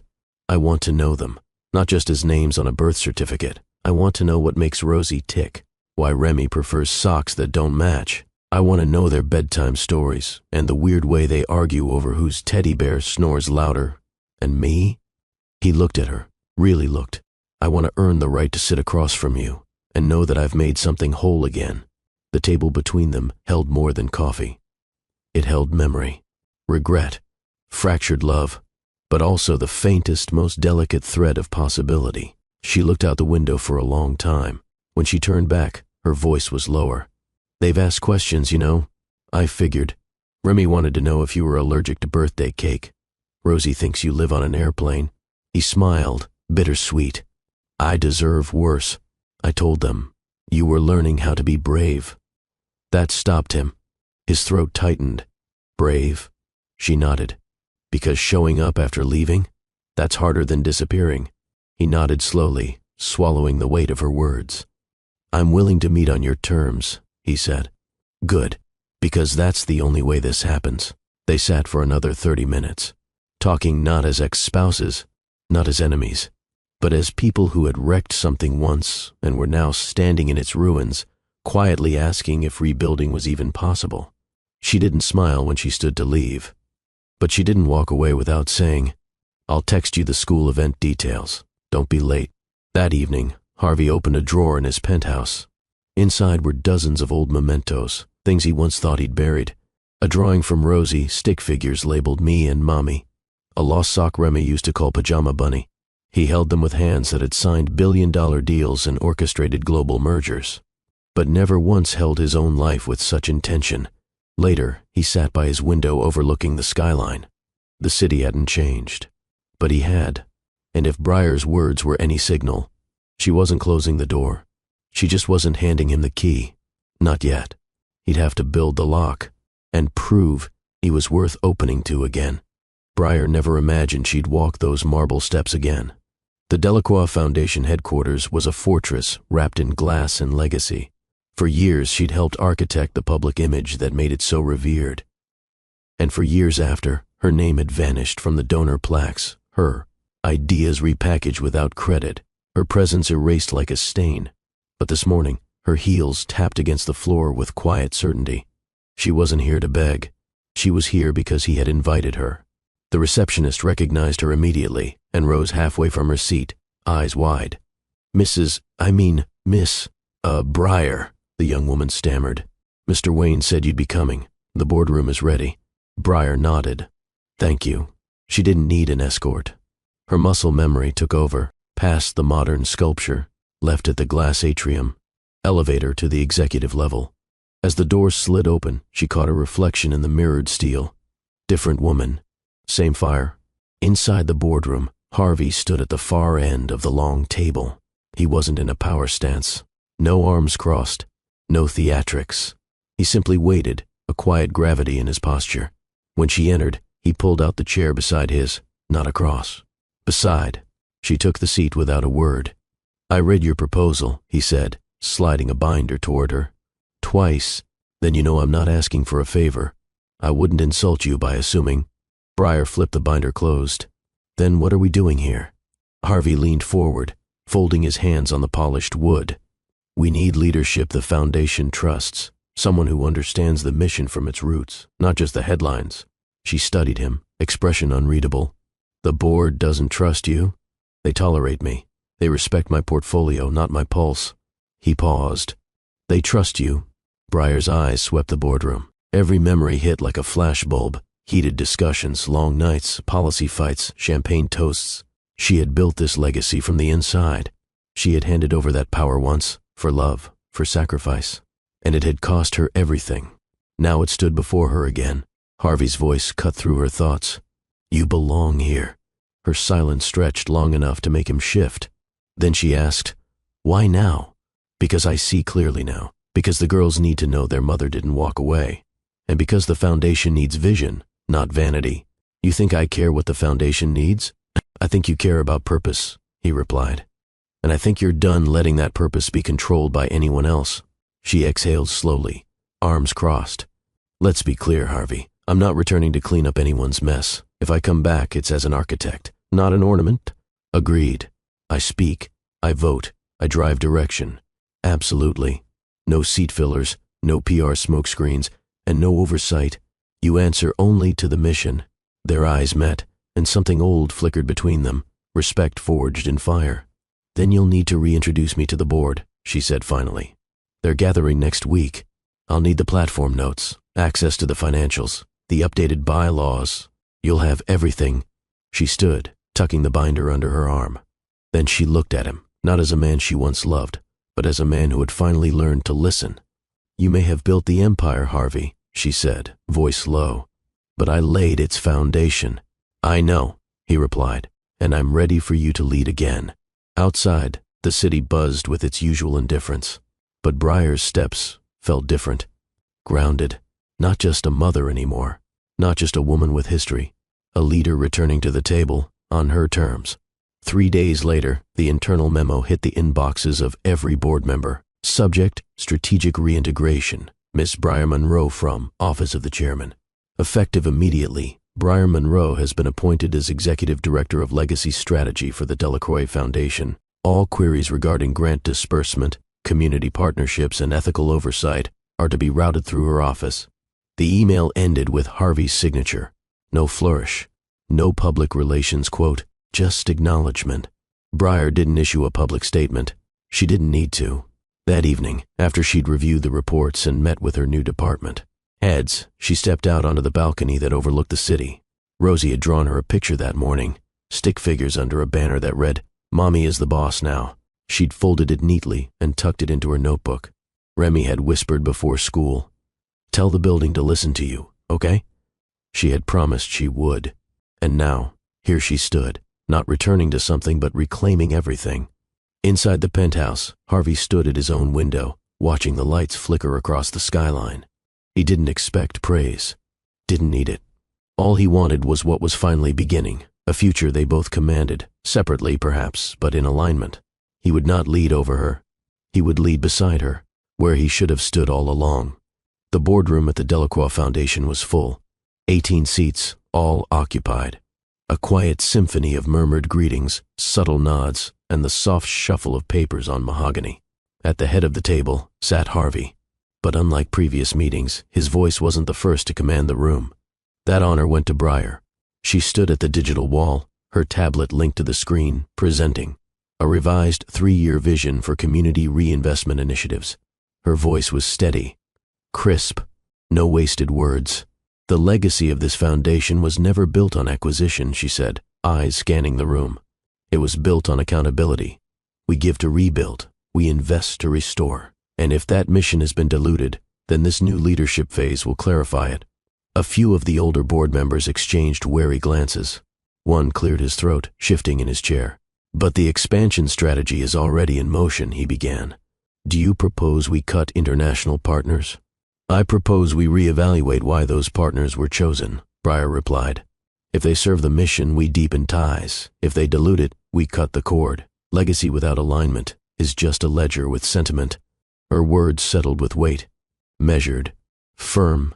Harvey watched her speak, unfolding like the woman he once loved, but now in full command of her power. There was no hesitation in her tone, no compromise in her posture. She didn't flinch when challenged, nor did she gloat when supported. He'd seen CEOs bluff confidence, He'd seen politicians weaponize charm. But this was conviction shaped by pain and sharpened by purpose. She wasn't reclaiming space. She was reshaping it. When the presentation ended, she returned to her seat beside Harvey. Not across, not beneath. Beside. The chairman of finance cleared his throat. Your framework is compelling, Breyer, but the last quarterly forecasts were based on our current distribution model. If we pivot mid-cycle, we adjust the timeline, not the integrity, she said. And if the donors resist? Another chimed in. They won't, Harvey interjected, his voice calm. They've been waiting for leadership with teeth.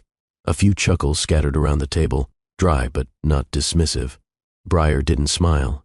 She simply nodded once and tapped her stylus against her notes. When the meeting adjourned, the room emptied slowly. Conversations lingered in pairs and trios. Breyer stayed seated, eyes scanning a chart in her binder. Harvey waited beside her, respectful of the space she was choosing to occupy. Your plan was bold, he said finally. Bold doesn't equal reckless. I know. That's why it worked. She looked at him then, not with softness, but with a neutral steadiness. You didn't challenge me in there. I didn't need to. You usually do. I used to. He offered a small shrug. Now, I listen. She tilted her head, measuring the truth in his tone. It was unexpected, uncomfortable even, but not unwelcome. In the hallway they walked side by side, neither leading, neither lagging, just coexisting in a moment where hierarchy blurred. I'll need full access to historical grant approvals, she said. You'll have it, and board voting patterns for the last 2 years, already sent to your inbox. She glanced at him. You anticipated the ask? He met her gaze. I've been trying to earn back something bigger than approval. Her footsteps slowed. Don't try too hard, she said. That's when you trip. They parted at the elevator bank. Her to the executive suite, him to the donor luncheon. No awkward goodbyes, no loaded looks, but something new had been seeded. Not trust, not yet, but a pathway. Later that evening, Breyer sat in her office, sleeves rolled, hair pulled back. The windows cast city light across the files she had reopened, cases she'd once championed before they'd been buried under bureaucracy, and now they were hers again. Her assistant knocked. Mr. Wayne sent a note, said you might want this. She passed Breyer a small envelope. Inside was a photo. It was old, taken before the fracture. A moment from an outreach trip in Senegal. Breyer in jeans, smiling mid-conversation with a child. Harvey beside her, mid-laugh, hand shielding sunlight from his face. On the back, he'd written only, that was the last time we got it right. Let's try again, this time with better choices. She stared at the photo for a long moment, then placed it in her drawer, not as a token of nostalgia, but as a checkpoint, a reminder of who she had been, and who she refused to become again. 3 days later, they sat across from each other in a strategy session with the Foundation's education partners. The tone was cautious, but efficient. Harvey led with numbers. Breyer cut through with vision. Where he analyzed, she humanized. Where she challenged, he clarified. No interruptions, no undermining, just synergy. The kind that only happens when egos are checked and missions are shared. Hello, my wonderful and amazing family. This is Dr. Phillips. I trust this story has touched your heart and brightened your day. Now, I want to hear from you. If you're still here with me, drop a big I am with Dr. Phillips in the comments so I know my family is strong and united. Your words mean so much, and your support keeps this community alive. Don't forget to like, subscribe, and share this video so together we can keep growing, inspiring, and spreading love. Remember, every time you engage, you're helping us build something powerful and lasting. Stay connected, stay inspired, and always keep love alive.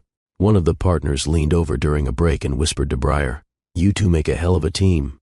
Breyer didn't respond right away, then simply said, "We're learning to speak the same language again." The gala was nothing short of opulence. Held at the refurbished Delacroix Cultural Center, the evening pulsed, with polished marble, hanging gardens, and gold-trimmed ceilings. Beneath the soft chandelier glow, violinists played modern renditions of classical ballads, while guests in designer gowns mingled over vintage champagne. This wasn't just a celebration. It was Harvey's latest masterstroke, a fundraiser, a PR reclamation, a show of renewed unity between power and philanthropy. But as the cameras flashed and laughter floated like smoke in the air, his eyes searched only for one silhouette. She hadn't arrived yet. Then, as if summoned by breath alone, she entered. Briar, draped in an off-shoulder velvet black gown that glimmered subtly with flecks of midnight blue. Her natural curls were pinned in an elegant twist and around her neck. A slim gold choker that whispered legacy rather than screamed wealth. Conversations paused mid-sentence. One of the donors audibly exhaled, but Harvey didn't speak, didn't move. He simply watched. She hadn't dressed to turn heads. She had dressed to remind the room she wasn't returning. She had risen. They didn't speak at first, not in the hallway, not by the bar, not even during the keynote where Harvey acknowledged restored leadership and evolved stewardship. But their proximity was a language of its own. She stood 2 tables from him. Their hands reached for champagne flutes at the same time once, fingers brushing. She didn't pull away. Neither did he. During the silent auction, Briar leaned against a column near the marble staircase, surveying the room. Harvey approached slowly, not with arrogance, but with presence. "Your proposal for the Youth Literacy Fund stole the night," he said, voice low. She glanced sideways. "Because I backed it with math or because I wore it well?" He smirked. "Both, probably." She turned fully then. Their eyes locked. "No rehearsed lines tonight?" she asked. "None," he replied. "Just one truth." He didn't elaborate. Didn't need to. The ballroom dipped into softer tones as the string quartet shifted into a slower rhythm. The crowd, thinned by the buffet, now gathered around the central dance floor. Couples began to drift toward it, arms reaching, feet sliding. Harvey extended his hand. "One dance?" She stared at it for a beat, then looked at him. "You don't get everything just because you're sorry." "I know." "And this," she whispered, motioning gently to the crowd, the orchestra, the curated spotlight, "none of this earns anything back." His hand remained outstretched. "I'm not asking for back. I'm asking for now." She placed her hand in his, not in surrender, but in permission, brief, intentional, clear. Their bodies moved in slow alignment across the floor, not pressed close, but tethered by memory. The world faded for a moment into soft cello and shared breath. Her fingers curled gently around his. His hand stayed firm against the small of her back, steady, respectful, restrained. Their eyes didn't wander. Not once. As the song neared its final bars, he leaned in, not to kiss, but to listen. Her lips hovered near his ear, warm and certain. "Earn it," she whispered. 2 words. Not an invitation, not a challenge, a truth. They parted when the music faded. No applause, no spectacle, but the air between them hummed with something louder than noise. Briar returned to her table, skin warm, fingers tingling. She took a sip of champagne, not to celebrate, but to cool the storm within her. He hadn't kissed her, hadn't begged, hadn't pressed. He danced, and sometimes that was the loudest language love could choose. Later, as the gala wound down and the last speech was made, Harvey passed by her on his way out. Their eyes met again. Just briefly. This time, she was the one who said nothing. But her silence wasn't distance. It was unfinished. The tabloids devoured them. 2 weeks after the gala, Briar and Harvey had made every entertainment column, financial blog, and whispered comment section. Headlines stretched the truth with elastic drama. CEO and ex-wife reignite flame. The gala touch that set billion-dollar hearts ablaze. Briar's back, and wearing power in velvet. Photographers combed cafes in the Upper East Side. Pundits speculated on shareholder impacts. Former board members who once wrote her off now wanted to grab coffee. And through it all, Briar said nothing. Harvey, for once, followed her lead. He made no statements, no clarifications, no PR maneuvering. He let the ambiguity breathe, let it grow, because this time his silence wasn't avoidance, it was discipline. They worked together often now, 3 days a week at the foundation, once at the corporate headquarters. Emails, presentations, strategic planning for upcoming philanthropic expansions in West Africa and downtown Detroit. Their conversations were measured, focused, undeniably professional.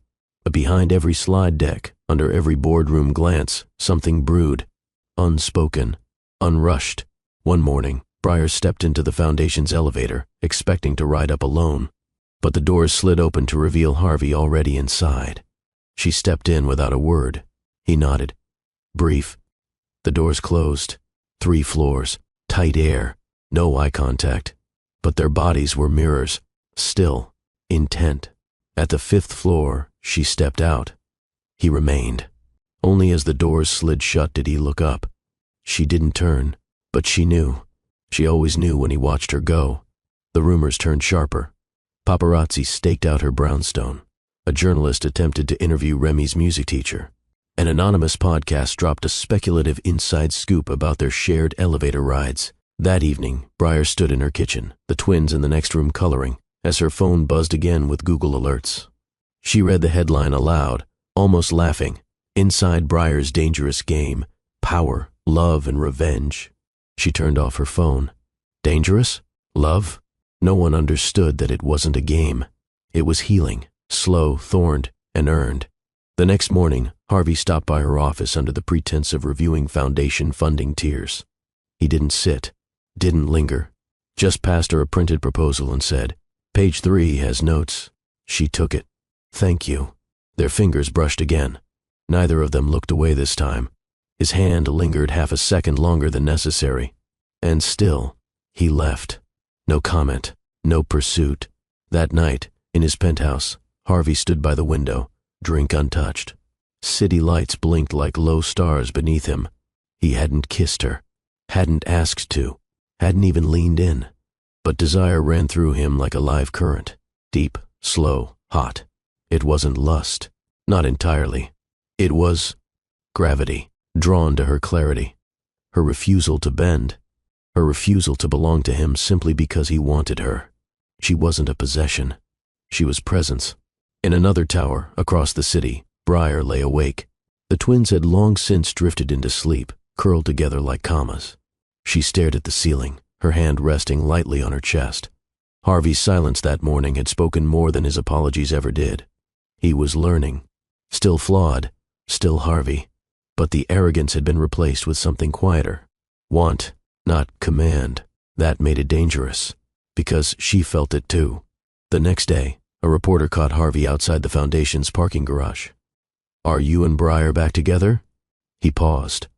No smile, no denial. Just, "She's more than a headline," and walked away. Back inside, Briar read the quote on her phone later that afternoon. She didn't smile, but her fingers tightened around the mug in her hand.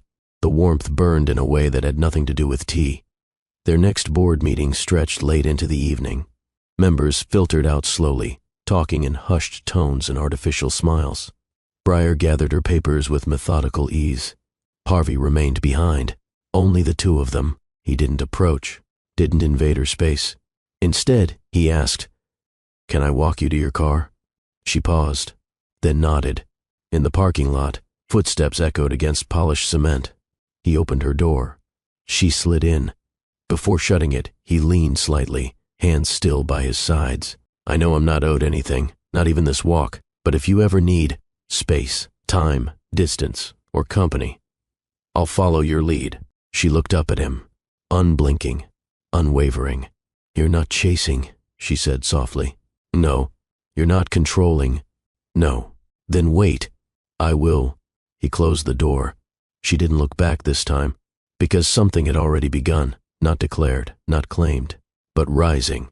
The first autumn rain pattered gently against the window panes of Briar's penthouse. Everything was soft, muted, the kind of quiet that settled only when the past had been spoken aloud, and forgiven in pieces. The twins were asleep, curled up in their beds, unaware that in the next room, a kind of resurrection was happening.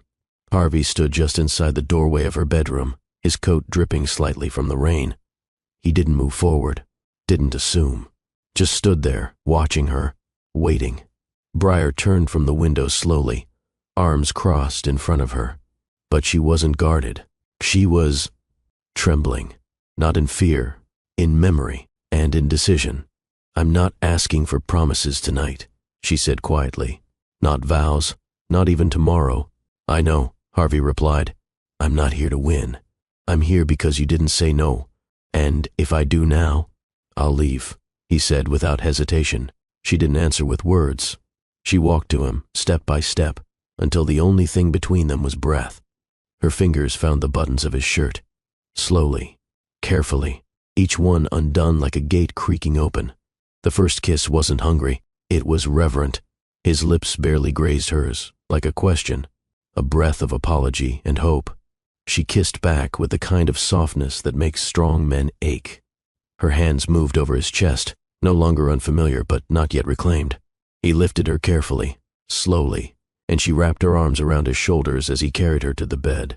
Nothing rushed, no tearing, no surge, just pause after pause. Each movement like a question waiting to be answered. "Is this okay?" He whispered against her shoulder. "Yes," she breathed. "But only if you ask every time." "I will." He did, and she answered, over and over. The rain fell harder outside, a soft percussion that matched the rhythm of a reunion not driven by heat, but by heartache undone. Harvey kissed her collarbone, her jaw, the inside of her wrist. She closed her eyes as his mouth trailed down her skin like scripture, memorizing, not conquering. No part of her was claimed, only cherished.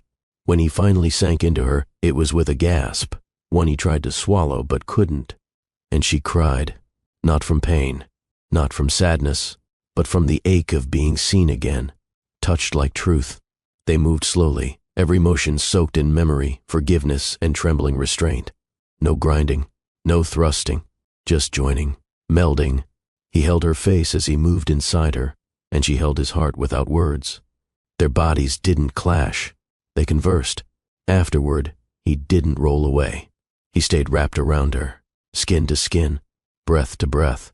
And in the dark, he said the one thing that didn't sound like strategy or lust or agenda. He whispered, "Thank you." She didn't reply, but her fingers in his hair told him everything he needed to know. Minutes passed, or maybe hours. Eventually she said, "I still don't trust it all yet. I know. I don't know if I can. I'll hold space for that," he murmured. "Not pressure. And this doesn't mean I'm yours again." "No," he said gently, "but I'm yours." That made her chest tighten. She'd wanted those words years ago, when they were naive and untested. Now, spoken in the aftermath of collapse, they felt earned, not gifted, earned. He stayed the night, but not for the old reasons, not to possess, not to win, just to sleep beside the only woman who had ever challenged the way he loved. In the stillness, Briar turned toward him, eyelids fluttering. "Do you regret the wedding?" "Every second of it," Harvey replied without pause. "I'm glad." "Me too." She reached out, pressed her fingers against his chest. "I don't need a ring anymore. I don't need to wear mine," he whispered. "But I never took it off." She looked down at his hand. It was true. It was still there. The band she'd chosen years ago, worn smooth with time. She leaned forward and kissed the spot above his heart, then turned away. Sleep found her like a blanket, heavy, peaceful, and Harvey, once the master of control, did nothing but hold her, heart exposed, finally unafraid to feel small in her arms. The quiet hum of the city glowed through the floor-to-ceiling windows. Briar lay curled into the curve of Harvey's chest, the heat of his body melting into hers beneath the covers. His arm was draped protectively around her waist, his breath a steady rhythm against the nape of her neck. It was a cocoon, of warmth, of ache, of the confusion that came with being this close to a man she hadn't yet forgiven. She stirred gently, not pulling away but not leaning further in. There was no need to speak yet. The room was too full of unsaid things already. Harvey shifted behind her, brushing a kiss to her shoulder, soft, unsure, not demanding, not persuasive, just present. "Are you okay?" he asked, voice hoarse from the emotional weight of what had passed between them just hours before. Briar turned slowly in his arms, eyes half-lidded but sharp beneath their softness. "I'm not broken," she said, voice barely above a whisper. "I know," he replied. She studied him for a moment, as though seeing him not for the man she once married or the man who betrayed her, but for the man lying here now stripped of ego, suit, and smirk. Just skin. Just breath. Just Harvey. She reached up, fingers tracing the edge of his jaw, pausing at his temple, where the faintest sign of gray was beginning to bloom. That hadn't been there before. Neither had the deeper grooves at the corners of his eyes. Time had not passed gently, and yet here they were. "I don't forgive you," she whispered, her thumb brushing across his lips. Not yet. His gaze didn't waver. I know. But my body, she said slowly. It remembered you tonight. I felt that, and that's not the same thing as healing. No, he agreed. But it's a place to begin. He leaned in, their foreheads touching.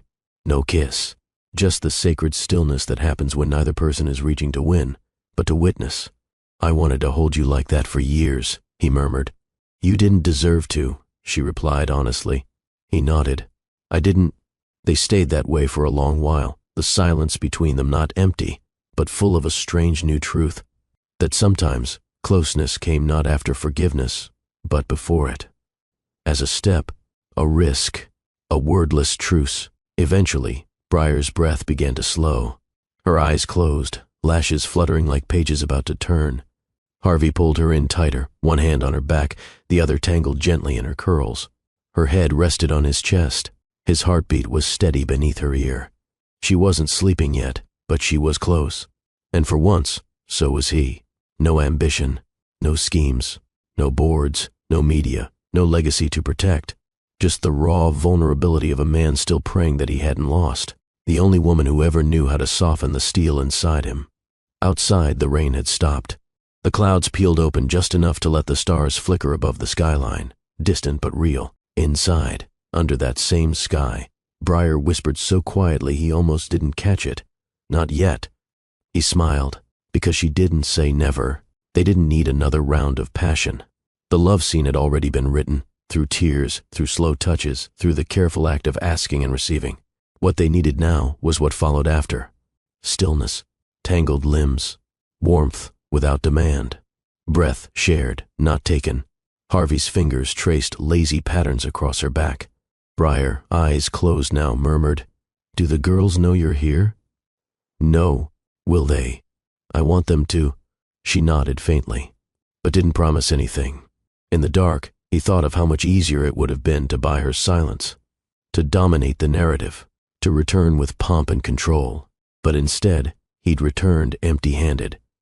And she somehow let him in anyway, not into her life, not into her future, just into the room, into the bed, into the breath between midnight and morning.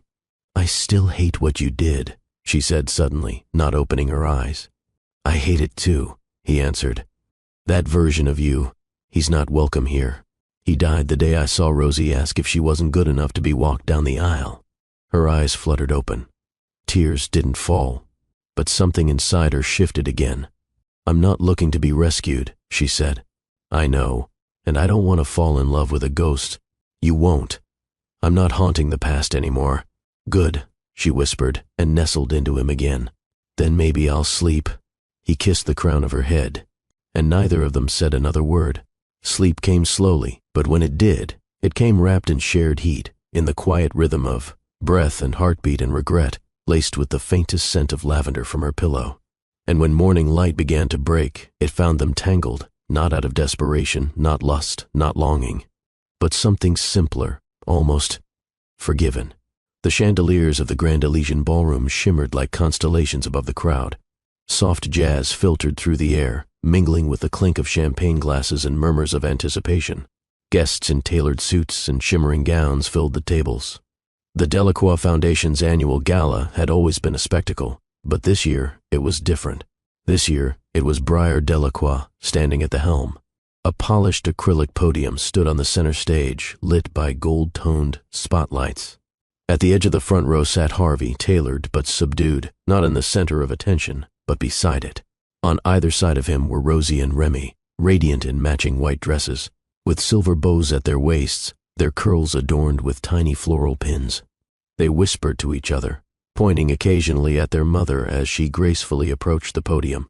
"Mommy looks like a queen," Remy murmured. "She is one," Rosie replied, clutching Harvey's hand. Briar stepped into the light. Her emerald gown flowed like river glass, strong and soft all at once. She wore no crown, no extravagance, just quiet elegance and a necklace that had once belonged to Harvey's mother. She looked over the audience briefly, politicians, tech giants, dignitaries, but her eyes eventually settled on just 3 people, her daughters, and Harvey. And then she began. "Good evening." The microphone amplified her voice with a velvet authority, confident, grounded. This time last year, I wasn't even sure I'd attend the gala, let alone speak at it. A soft ripple of laughter moved through the room. She smiled, but only briefly. Because this time last year, I wasn't sure who I was anymore. Not as a CEO, not as a woman, not as a mother, not even as myself. Her hands gripped the edges of the podium. Calm, present. What I knew for certain was that something had shattered, and I didn't want to rebuild it the same way. Harvey leaned slightly forward in his seat. His fingers remained entwined with his daughters as they stared up at their mother with glowing admiration. I realized, Breyer continued, that power without purpose is just noise, and legacy without love is hollow. A pause. I didn't come back to reclaim my seat. I came back to reshape it, not just for me, but for the future I brought into this world, Rosie and Remy. The spotlight caught a flicker of wetness in Harvey's eyes. He blinked once, slow. The twins beamed like sunrises. The Delacroix Foundation, Breyer said, was never just about influence. It was always meant to be about impact. And tonight, we mark a turning point, not only in funding but in vision. She gestured to the screen behind her, where a new initiative was announced, a program funding. Maternal health care in underserved communities, named the Rosie and Remy Project. The crowd erupted in applause. But Harvey, he stood, only for a moment, clapping, silent, proud. Breyer's eyes shimmered, but she didn't cry. Not this time. I made many mistakes, she said softly. But I learned that rebuilding doesn't start with vengeance or pride. It starts with truth. And for me, the deepest truth I found was this. I never stopped loving who I was before I was broken. I just forgot how to trust her voice. The gala went quiet. Even the clink of glasses halted. She let the silence breathe before finishing. And now, I trust her again. The applause rose like a wave, deafening, genuine, long. Rosie and Remy leapt up and ran toward the stage. The audience parted like water to let them through. Breyer bent just as they reached her, catching them both in a hug so tight her mic nearly popped from the force of emotion. When she looked up, Harvey was there too. Not at the podium, not seeking credit, just at the steps, waiting. Later that night, as guests mingled and the media circled discreetly, the four of them sat at a quiet table in the corner of the ballroom. Rosie leaned against her father's arm, sucking on a lemon macaron. Remy twirled the ends of Breyer's hair in fascination. No one spoke about the past, because something greater stood in its place. A future. Mom, Rosie asked, licking frosting off her thumb, what does foundation mean? Breyer leaned in, wrapping her arm around both girls. It means something strong you build everything else on, she said. Harvey looked at her then, not with apology, not with guilt, but reverence. And is our family a foundation? Remy asked. Yes, baby, Breyer whispered. It is now. A new rhythm emerged, not loud, not rushed, deliberate. Harvey and Breyer weren't remarried. No headlines screamed reunion. No grand rings were exchanged. No exclusive media coverage trailed them like shadows. But anyone who watched them move through life now, side by side, step by intentional step, knew something had shifted. They were rebuilding. Mornings began with soft boundaries and subtle rituals. Breyer no longer lived in the penthouse.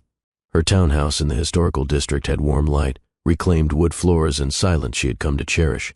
But some mornings, when Rosie and Remy stayed over at Harvey's, she'd arrive early, with black coffee in one hand and reminders in the other. Don't forget their ballet recital is at 3, she'd say, setting the mug beside his laptop. I wouldn't dare, Harvey would reply, brushing her shoulder as he passed her. Not possessively, just present. Work had changed too. At the Delacroix Foundation, they operated like CO leaders of a cause, not ex-lovers untangling heartbreak. Their disagreements were fierce, but thoughtful. At a quarterly board meeting, when Breyer suggested cutting executive bonuses to increase community grant funds, Harvey didn't blink. I support that, he said. We're not here to preserve thrones. We're here to build bridges. She blinked once, caught off guard, but she nodded. Mutual respect had returned, not from nostalgia, but earned clarity. Still, rebuilding wasn't linear. On a rainy Tuesday evening, Breyer opened her front door to find Harvey standing on her porch, soaked but silent. She didn't invite him in immediately. Instead, she crossed her arms. What happened? He didn't smile. Rosie cried because she thought I wouldn't come to her science fair tomorrow. She's sensitive. I told her I'd be there, but I'm in Chicago until noon. I shouldn't have promised. Briar sighed, her fingers tightening against her cardigan. You can't be careless with them, not even accidentally. I know, he said quietly. I'm not asking you to fix it, just help me not fail again. That night, she rearranged her schedule, picked up glitter glue at the store, and sat beside Rosie as they rebuilt her volcano project from scratch. The next day she FaceTimed Harvey right before the presentation. He watched through the screen, heart in his throat, as Rosie glowed. At bedtime that same evening, Briar lingered at the door of her daughter's room. She had just tucked them in. Their breathing was slowing, little fists curled under cheeks. Harvey stood behind her, tie undone, silence between them. I meant what I said, he murmured. I know. Do you believe me yet? She turned, slowly. I believe that you want to be better. Is that not enough? It's a start. But believing in you and choosing you are two different things. He didn't protest, didn't grovel. He simply kissed her forehead, once, and left. Weeks passed. There were business trips, foundation events, soccer practices, emergencies with broken shoelaces, moments when Briar wanted to scream, moments when Harvey wanted to apologize again and again. But instead of big declarations, there were consistent gestures. She would find notes in the twins' lunchboxes, ones she didn't pack. You've got this, Rosie. Remy, remember, your smile is your magic. And every Friday, without fail, Harvey delivered fresh tulips to Briar's office. Never red roses, never romance-coded, just tulips. Soft, resilient. Her favorite. One evening, at an executive retreat for the foundation, Harvey and Briar ended up in a corner of the rooftop deck. The sun was slipping behind the hills, casting the world in amber. They weren't touching, just sitting on the same bench, knees almost touching. Do you ever miss it? He asked. She didn't need clarification. Sometimes. But not the way it was. Would you ever want it again? She exhaled. Only if it's not built on apology.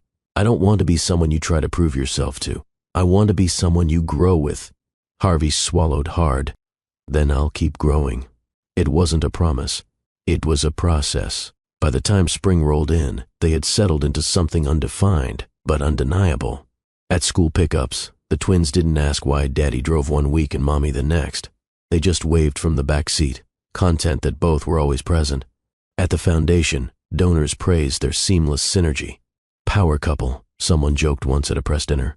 Briar had laughed lightly and answered, just two people doing the work. But under the table, Harvey's pinky grazed hers, and she didn't move it away. That night, after the gala, Harvey walked her to her car. The moon hung low, and their footsteps echoed across the quiet parking lot. You wore green, he said. Felt like growth. You looked complete. I am complete, she replied, with or without rings or titles. He nodded slowly. But I still want to walk beside you, not in front of you, not behind. She stepped closer. Then don't ever stop walking. They stood there, two grown people under starlight, not rushing toward a label, not clinging to old expectations. Just present, choosing, one day at a time. The ballroom shimmered beneath golden chandeliers. Rosie and Remy twirled around their father's legs, giggling in their matching lavender dresses, oblivious to the weight of the moment about to unfold. Briar stood near the stage in a fitted white jumpsuit, simple, unapologetically elegant, and powerful. She wasn't Mrs. Delacroix. She wasn't the ex-wife. She was Briar, nothing added, nothing removed. And tonight, she would speak as herself. The hush in the room was palpable as she approached the microphone. Some of the guests still whispered about her reappearance in the foundation. Others had bet she would fade quietly into anonymity after the divorce. But Briar hadn't crumbled. She had risen, and not in fury, but in form. My name, she began, her voice steady, is Briar Naomi Castell. Not a side note in someone else's success story. Not a footnote to a billionaire's rise, but a whole woman. A mother, a partner in rebuilding lives, including my own. The room stilled. No coughs. No glasses clinking. Only breath. She continued, when I first co-founded the Delacroix Foundation, I did it because I believed wealth meant responsibility, and I still do. But what I've come to understand is that visibility, real, earned, whole, isn't granted by wealth or status or even forgiveness. It's reclaimed. Harvey sat beside the twins at a corner table, eyes locked on her. He didn't look proud. He looked humbled. This was no longer the woman who had needed his name to be heard. She had become the woman who chose when to speak and what silence no longer served her. I've learned that sometimes power isn't found in taking over a room, she said. Sometimes it's choosing not to be erased in one. In boardrooms, bedrooms, ballots, and nurseries, women are asked to give more than they're permitted to keep. We're told to quiet our anger, tone down our brilliance, and be grateful for whatever love comes our way, no matter how incomplete. A murmur moved through the women in the room. But not anymore, she added. She stepped down from the podium and walked past tables of CEOs, philanthropists, heads of media, and rising stars. And no one dared interrupt her silence. She stopped beside Rosie and Remy.